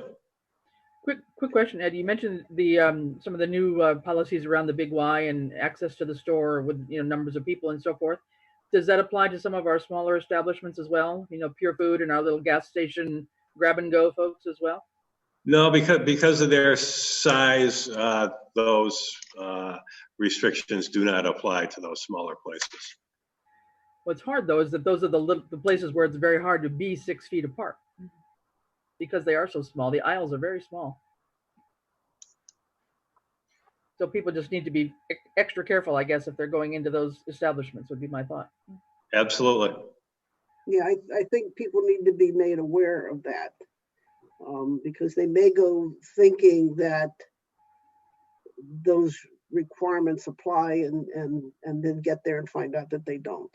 I just wanted to ask the question, did all of our first responders, were they all tested or just some of them so far? I know it's by appointment only. Yeah, just the ones that were showing symptoms. Okay. Or I should say possible symptoms. Okay. And is there a plan that the rest of them will just be tested anyway, just for clearance at some point?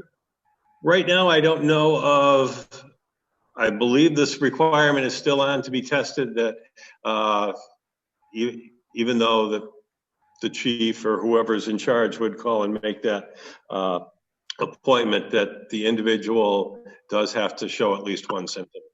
Okay. And then just following up on Chris's question, are the stores that have to follow these regulations in terms of distancing and number of occupants and so forth, is that being monitored for compliance, or Yes, the made Board of aware Health of it, and we're leaving it to the, would be monitoring those. okay. Okay. Any other questions about the COVID update and what's happening? We're scheduling a weekly meeting on Monday with the first, the department heads that are involved in the emergency management until further notice, and we'll pass that information along to you. So the next has to do with municipal relief, COVID-19. These are just directives from the state, right, Ed? Yes, these are some of the municipal relief items that have come out in the past week from the legislature and the governor's office. Okay, And so well, I know we have to vote on the extension for the real estate property tax. Do you want to read through these, or does somebody want to read through these municipal relief items? I'll be happy to read through them. Okay, Town meetings may be conducted after June 30th, 2020 if there is an immediate threat to the health or safety of persons or property. The Select Board has already voted to postpone our town meeting into later into June. So if for any reason that were not to be able to take place, then this could come into play. Hopefully it's not necessary.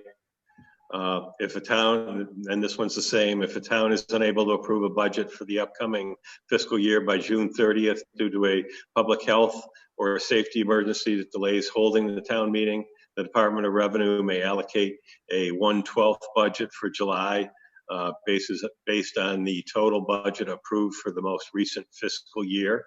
Can I just ask Again, a question about that? Right now, is there any movement on departments? You would ask them to submit budgets. I know that obviously the Board of Health and other department heads are being asked to keep very good log of the COVID-related expenses for possible and hopeful reimbursement from MEMA.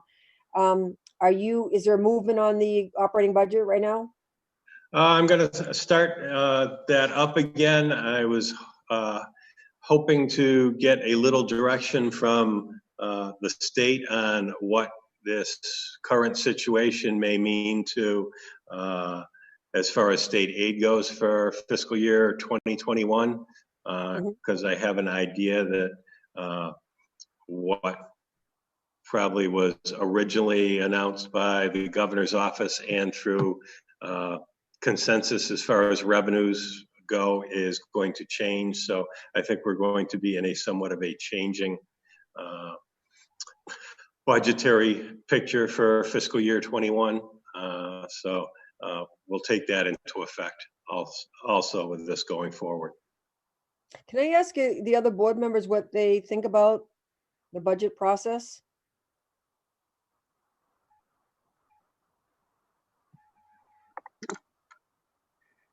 As far as, I mean, I don't see the need to, like, if we end up having town meeting in June, we'd be approving a budget for the operating year. I don't know. It seems like we're behind in terms of reviewing department head requests and that sort of thing. So, I mean, ordinarily, if we don't have a budget approved at town meeting, then we're allowed to do a 1/12 budget until a town meeting approves the budget.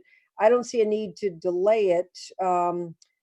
And until we have to. So I'd like the process to keep moving.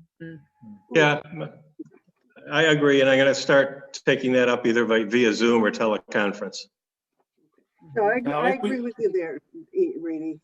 I do too. If we were forced into a 1/12, would it be based on fiscal 20 or? Yeah. Because it, Yes. so that may or may not hurt some departments, but you're right. We got to keep it going until we get to that point.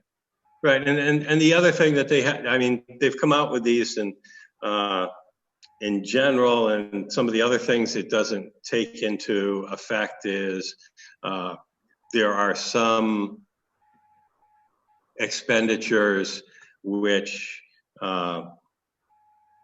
actually in the month of July, you actually expend 100% of the funds rather than 1/12 of the funds. And there's been really no clarification on how that impacts those types of items, whether it's for retirement payments or items like that. So I think we're still better off moving forward, and hopefully we don't need that.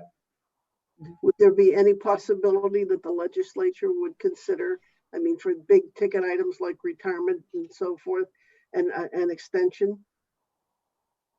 Just to coincide with this 1/12, get us at least July?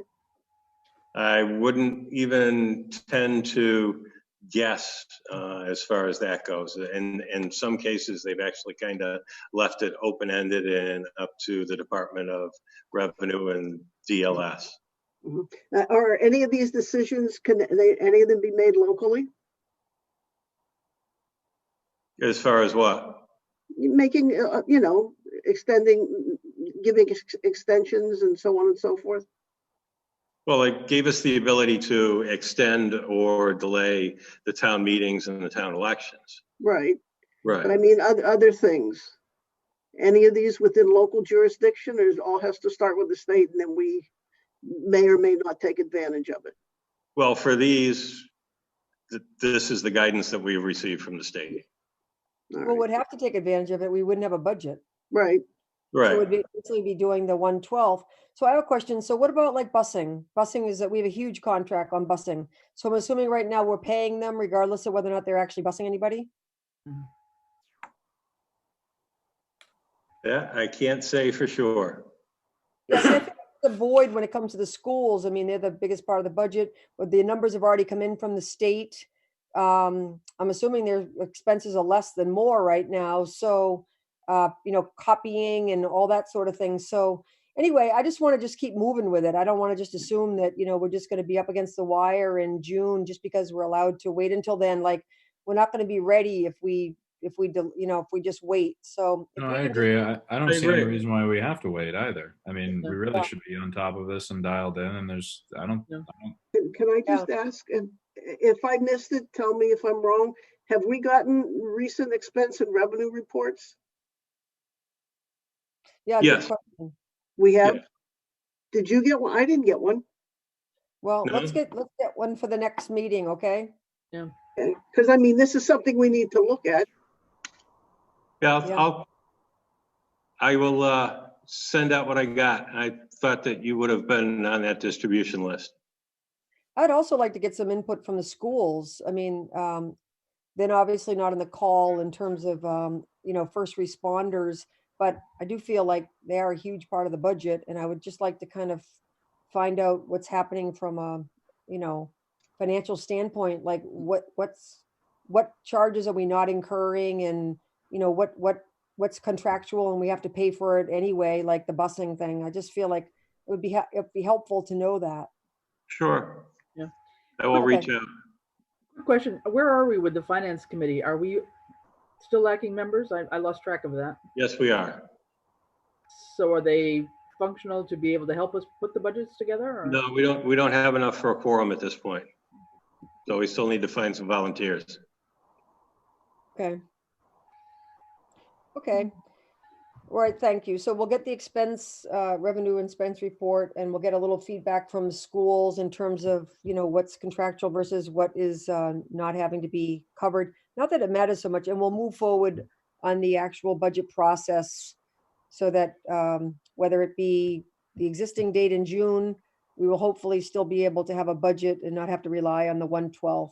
We can avoid it. Correct. Okay, so the next one, you want to keep going, Ed, on the municipal relief?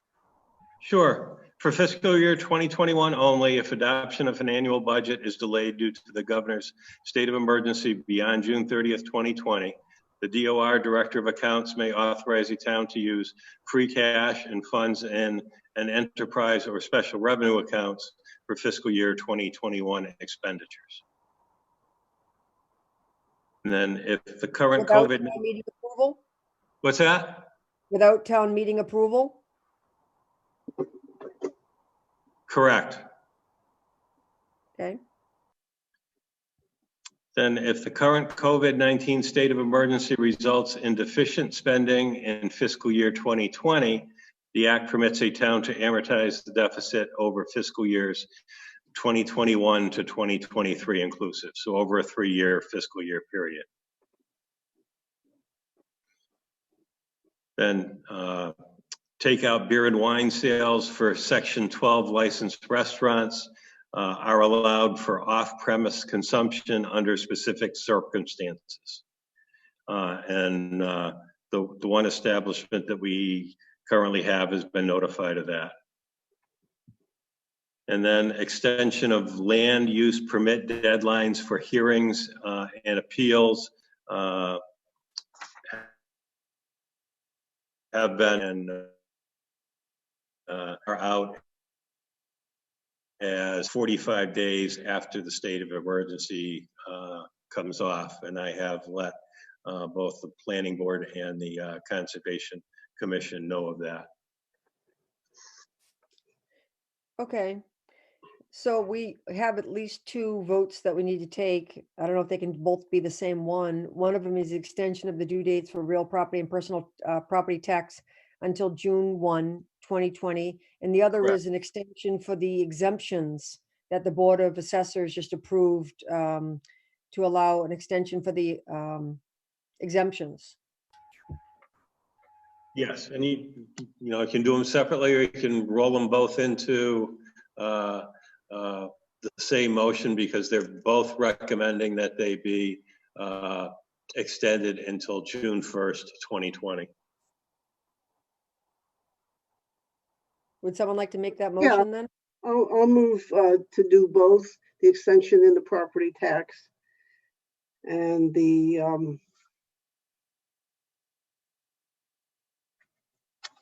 And the Yeah, duty for the exemption and deferral applications to June for 1st. tax purposes, yes. Thank you, Ed. Is there You're a welcome. second?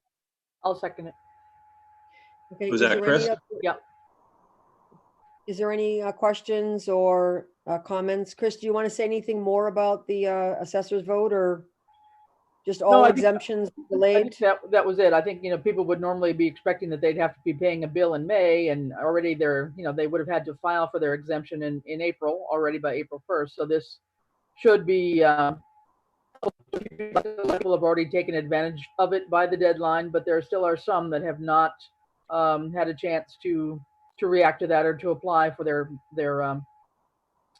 exemption. And so I think the assessor will be reaching out to those people that normally would have received this and Okay, remind them that they still need to do this, but they have a little bit more time now. And there's also a very specific form that the announcement on this has to take. So after this vote, I will edit that appropriately and get it on our website. I'll also do a code red announcement to that effect, and we'll get it out on the social media too. Okay. okay. Any other questions or comments? If not, then can we vote on it? Falls eye. Fishman, aye. Roland, I. Roden, aye. John, you you're still muted. there? John's muted. I'm sorry, I had it on mute. I said Martin, I twice. Okay. Count me for 2. Okay, all right, thank you. Does anybody else have anything else relative to COVID? Any questions or anything? Okay, be safe, everyone. Let's go on to, we had building commissioner job posting. Is there anything, we don't have to say anything more about that, do we?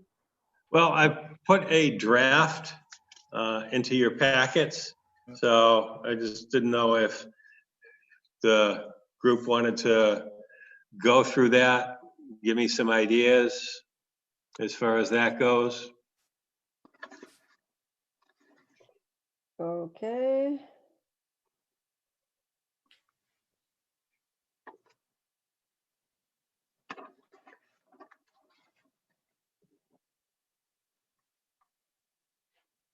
Can I just make one comment on page 4 under knowledge, abilities, and skills? Can we reference it, the handicapped accessibility, can we reference it as ADA compliance?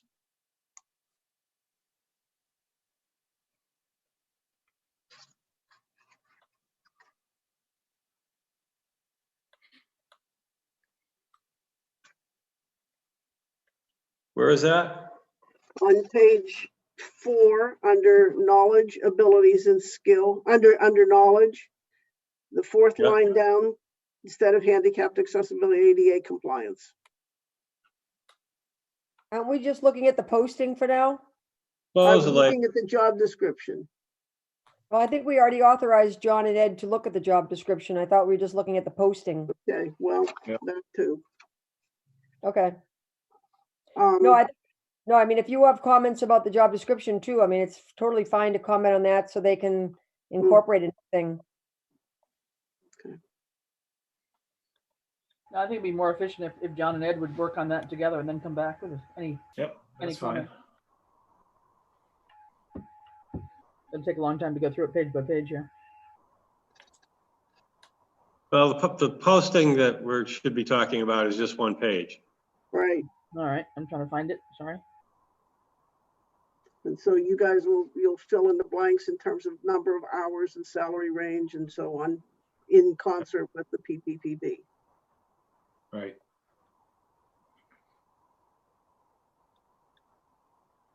And what I was thinking, since we're going to put this out here and we may be able to hire someone before July 1st if we go to a shared building commissioner as of July 1st, that we might open it up and just say, do the beginning of the posting as it was our own building commissioner, and say something like 32 hours per week position, blah, blah, blah. And then later on in it said potential to become a shared building commissioner and go to 40 hours per week as of July 1st.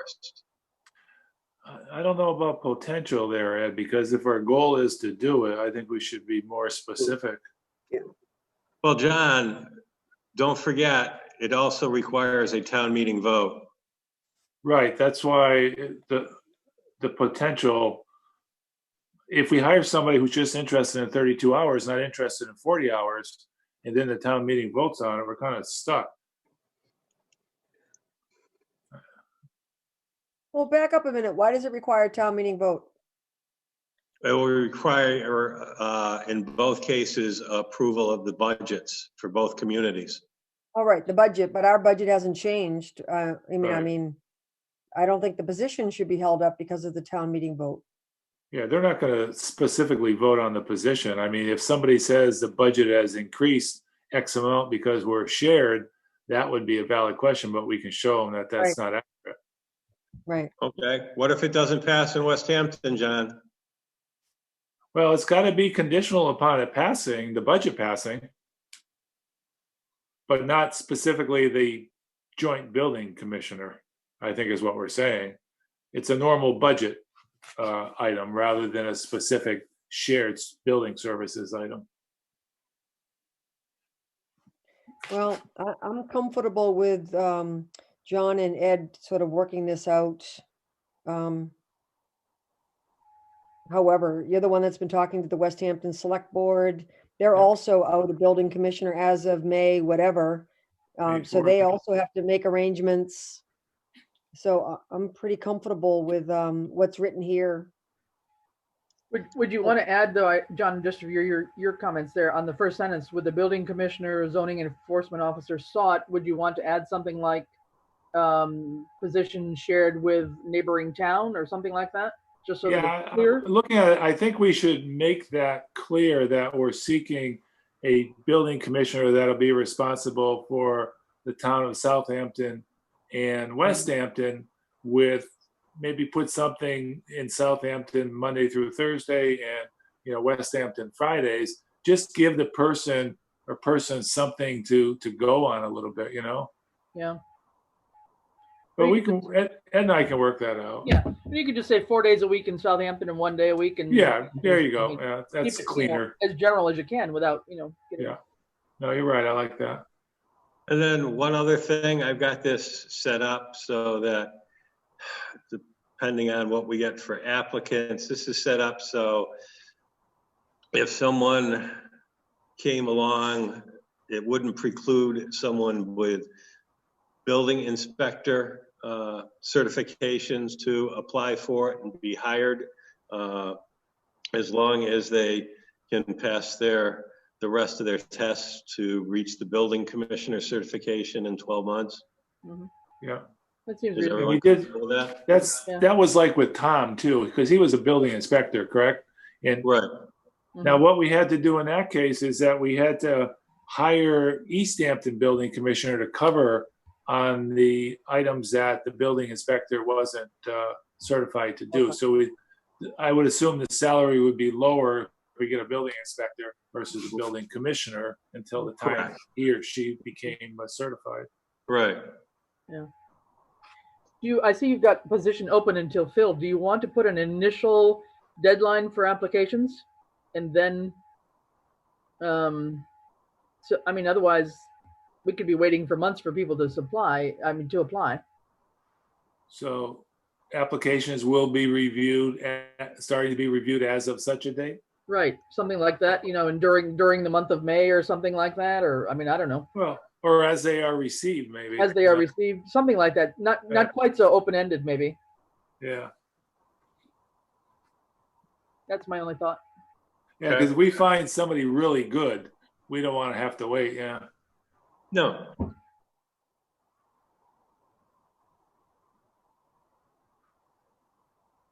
Any other comments about the posting? Is there anything about the job description itself that anybody wants to, besides Francine, to kind of provide to Ed or John? It's the existing one right now, right? Yes. Okay, Yeah. all right. We don't need to vote or anything on that, do we? No. Okay. So you and John will take a look at that and hopefully get it moving along. At the same time, check in with neighboring towns.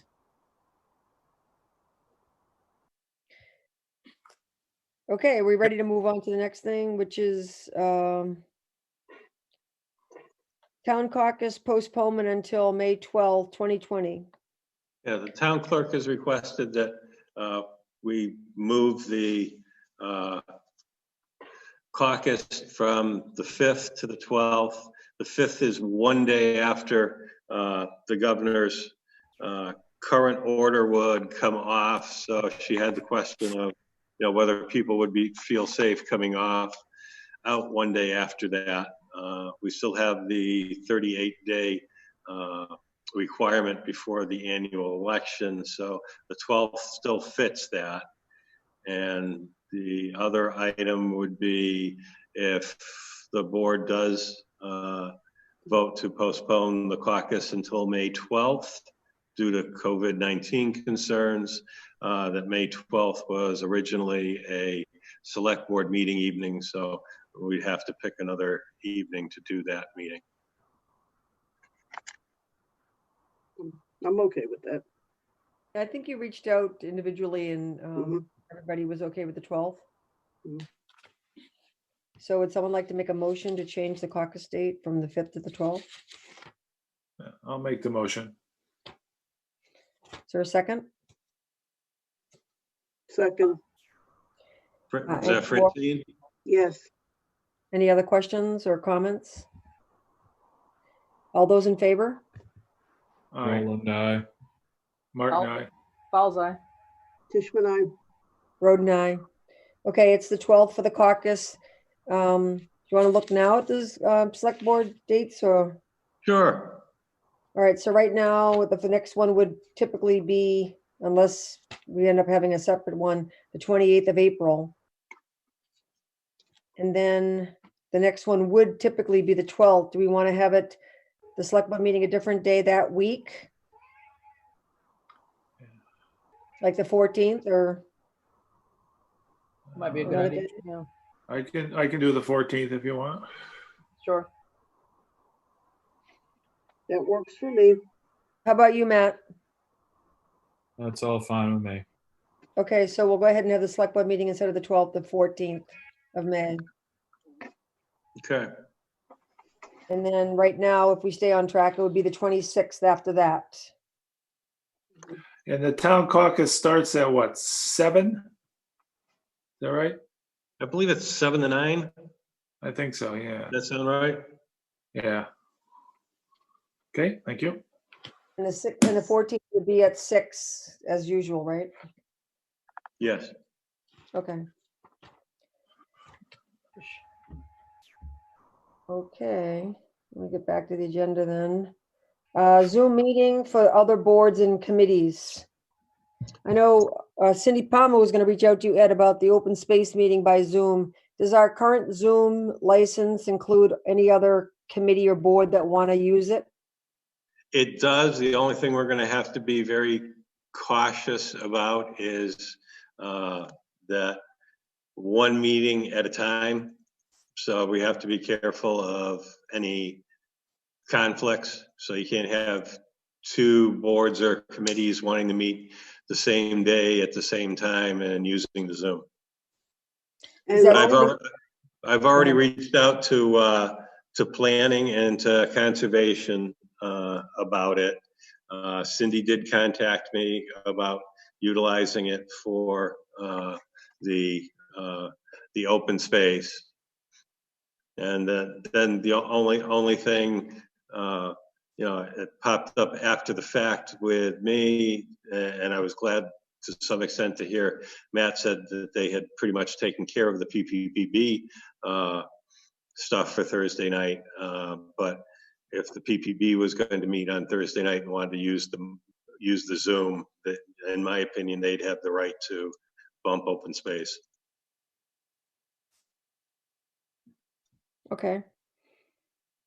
Is that something that Lucy could monitor, or is that something that how would that best be handled if people wanted to schedule meetings, or do you don't think it's a problem? They're gonna have to work through me because I'm the one that actually has the sign-in credentials.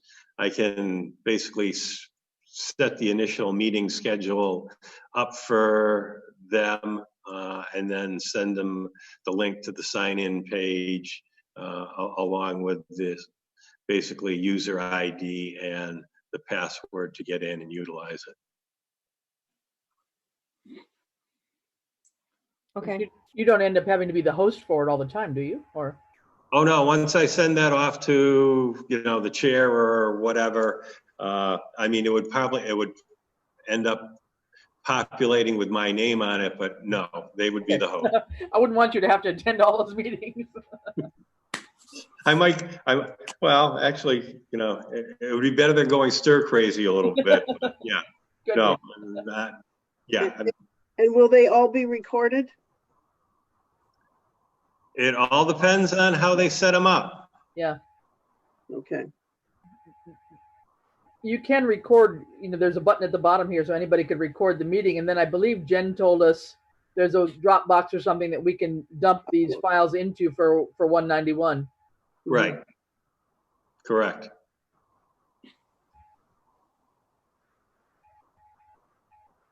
Okay, anything else on Zoom or remote meetings? Anything else to add on that? No, I think that covers it. Okay. Ed, how much is the license for the Zoom and how long is it good for? It's a 1 year. We paid for 1 year and it was $150. Okay, that's not bad. Okay, anything else on that? The next is the auditing letter that's in the packet. Did everybody get a chance to review that? Yeah. Yes, I did. Yep. Yep.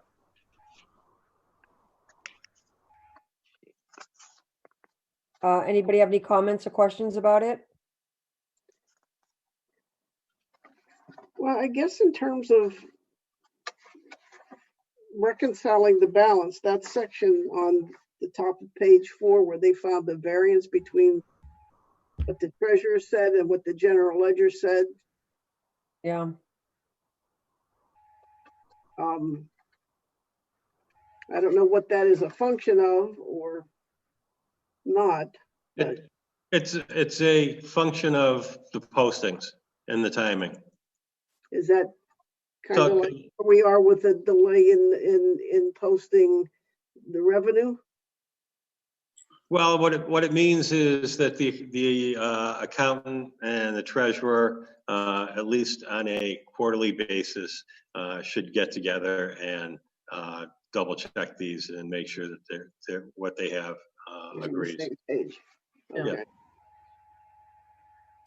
Well, and the same thing about, creating the budgeted, the budget accounts, the expenditure accounts for some of these have not been created since they were approved at town meeting, right? So, I mean, there's things that just seems like there's little holes there, things are dropping through the cracks here that somehow a more regular communication between the two of them sounds like it needs to happen.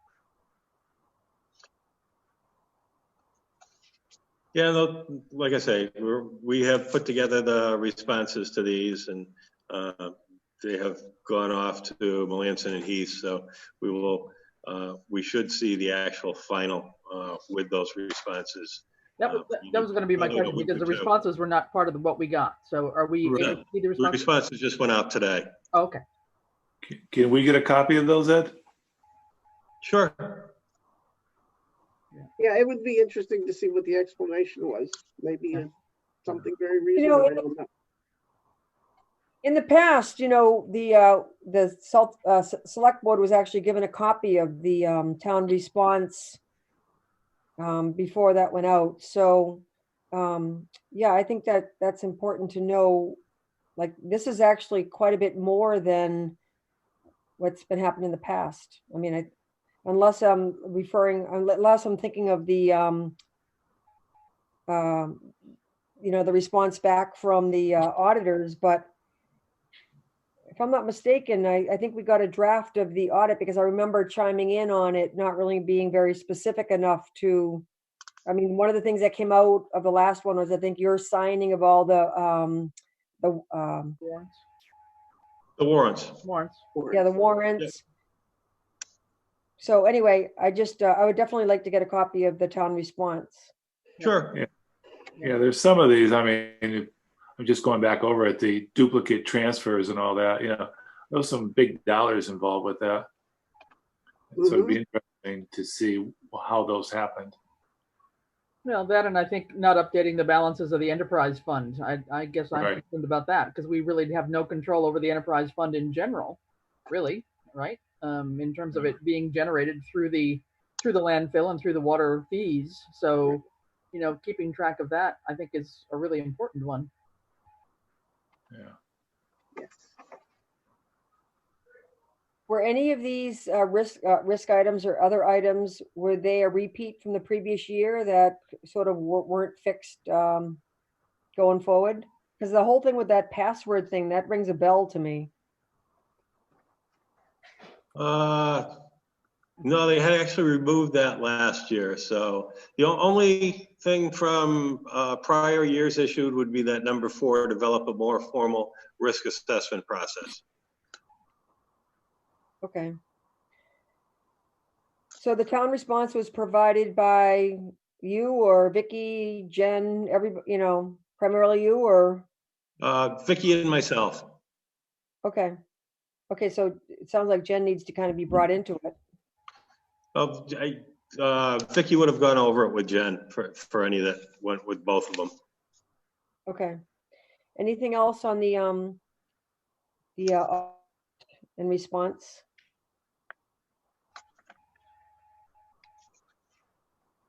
No, I think we can tell better once we see the town response, and we can talk about it maybe next meeting. yeah. Okay. Can we add Yeah, that I back think up? it's worth talking about it again with the response, so that we understand how it's going to be addressed. Yeah, I agree. If we can have, so you'll send us what was sent to the auditors, and we'll put it back on for next time. How long do they usually turn around the their letter? Would they send a letter saying that they, that they're happy with it, or like, Yeah, they'll incorporate it in it. They're all working from home also, so in previous years, I might have said it might be as quick as a week. I would say 1 to 2 weeks. I would expect to have that back. okay. All right. I'd still be interested in having what was sent to them, sent to us, if that's okay. Sure, I can take care of that. Okay. Any other necessary business that can't wait until the April 28th regular select board meeting?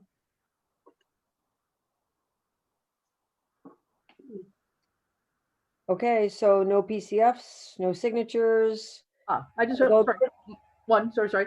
I was just curious. Remember last year we were behind the ball on the annual report, and Ed and Judy were making great progress this year about getting reports in from the various committees for the April 1st or whatever it was deadline, or March 1st, I forget. So I'm just wondering if that's still ongoing and if we can keep that momentum going so that we can have an annual report on time this year. Well, it'd be easier to have one this year because we've postponed the town meeting. There's probably about, I think, 4 committees that haven't responded as of yet, but Okay. Overall, very good. Good, great. Judy's got a good Go ahead. pit bull on it.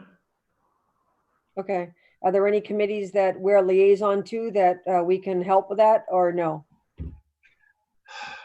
I would have to go back and take a look at the ones that have not responded yet, just to refresh my memory. Okay.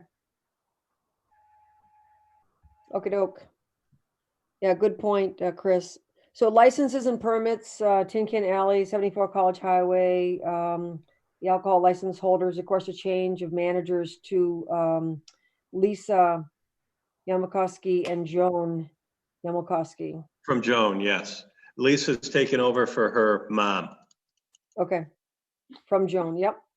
So that's paperwork that needs to be signed, and all the paperwork's together, Ed? Yes. And everything's in order for the approval. So it was a little bit more challenging in this particular case due to the remote meeting, but like I said, Judy went over it and I went over it. So everything is in place, and all we need is vote of the select board for the change in manager. Would someone like to make a motion to approve it? I'll make a motion. Is there a second? Second it. So John and then Francine, and then Yeah. what question? Any I have a questions? question. Yeah, I have a question. Now, the application for a change of manager, down below where it says manager's signature on 3/3, Lisa signed it, but she's not the manager yet. Should Joan have signed that? No, it's the person that is intended to be the manager. Okay.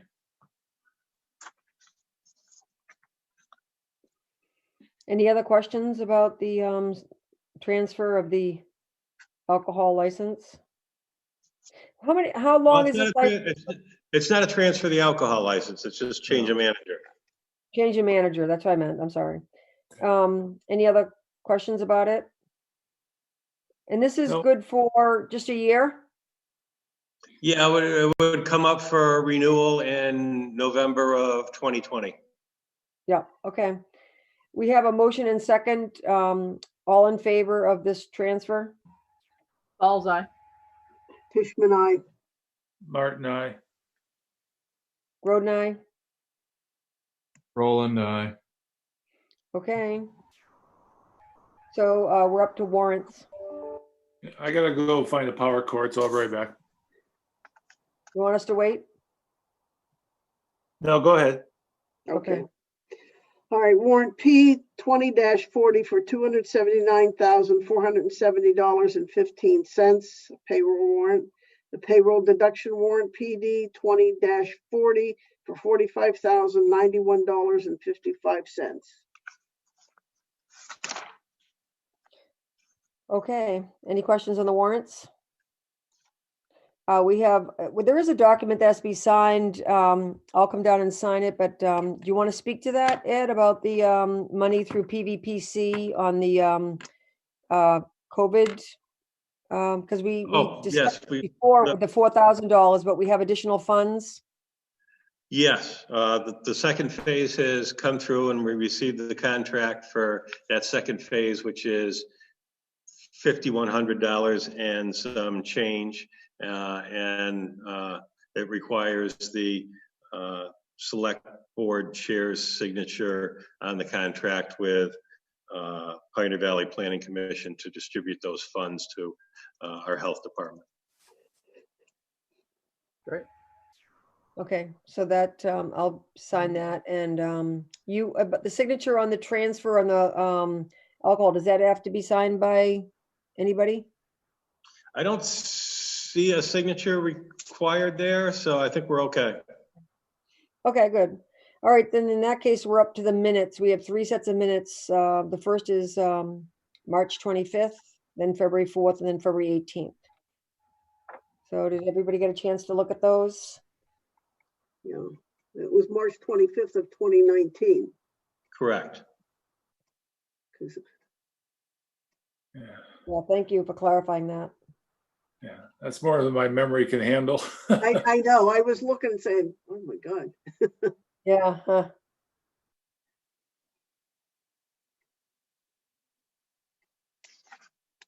Okay, I'm gonna move to accept the minutes of March 25, 2019. Okay, that's Francine. Any second? I'll second it. John. Okay. It was a pretty short meeting. All those in favor? Roland, aye. Fowles Road- abstain. It was before I got on the board. Okay. All right, Tishman, I, Martin, aye. And Groden, aye. Okay, the next set is February 4th, 2020. It looks like, Chris, you were not at that particular meeting, but that was the presentation by Art Lawrence. Yeah. I actually, and I didn't watch presentation it. by PHB. Yeah, I tuned in and watched it though, so I can. Right, Okay. right.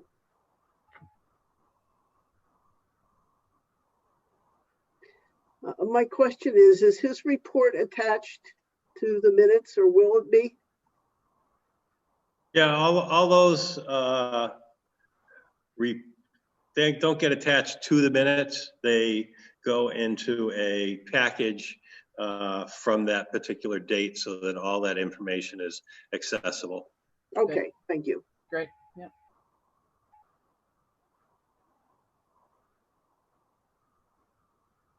At some point, that's something else that we'll have to pick back up on too, as a pending issue.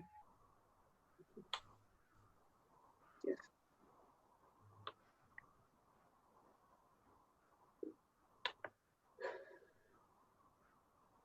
Okay, so are we ready to approve these minutes then?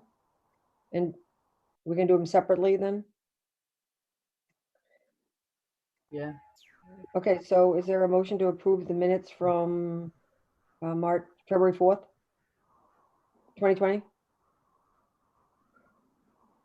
I'll move to approve the minutes of February 4th, 2020. I'll second it.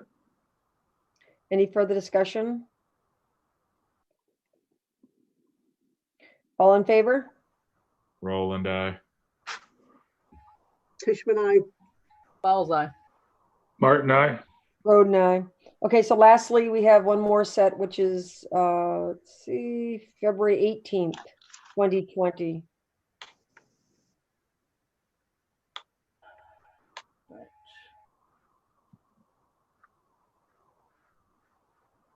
I move to approve. Matt Roland. Second, John Martin. Any discussion? All Yeah. those in favor? Roland, aye. Fowles eye. Tishman, I. Martin, I. And Groden, aye. Thank you. Thank you.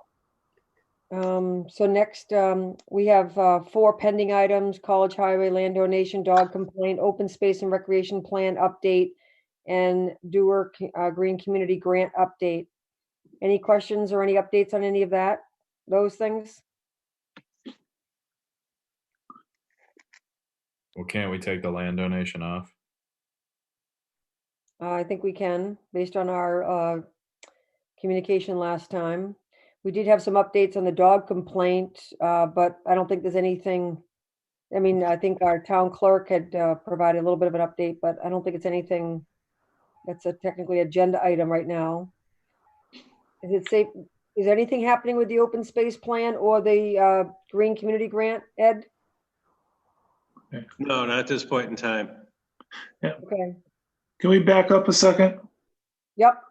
I know we can't do much of a discussion because it came out of executive session, but I think we need to leave that College Highway land donation on there and schedule an executive session because some information was supposed to be coming back to that session from Ed. Okay. So maybe we can put it on for next meeting? In executive session? I can do that. Okay. Off the top of my head, I'm not remembering what he was supposed to give back, but if that's the case, then sure, we'll put it on for executive session. Okay. Anything else on any of those? No. Yeah, I know everything's somewhat on hold because of the COVID, but we do have, what was our extension date on the green communities? I know we're supposed to be looking at the energy savings, but we just don't want to lose $130-something thousand there. And we definitely need to have the recreation plan, keep moving along because that's our ticket to get grants. Right. Right. Okay, so then select board meetings, April 28th, May 14th, and May 26th. And then open time for the public. I'm not going to read all this, but have we received any emails? We have not. We have not. Is there anybody on the call here that has a question?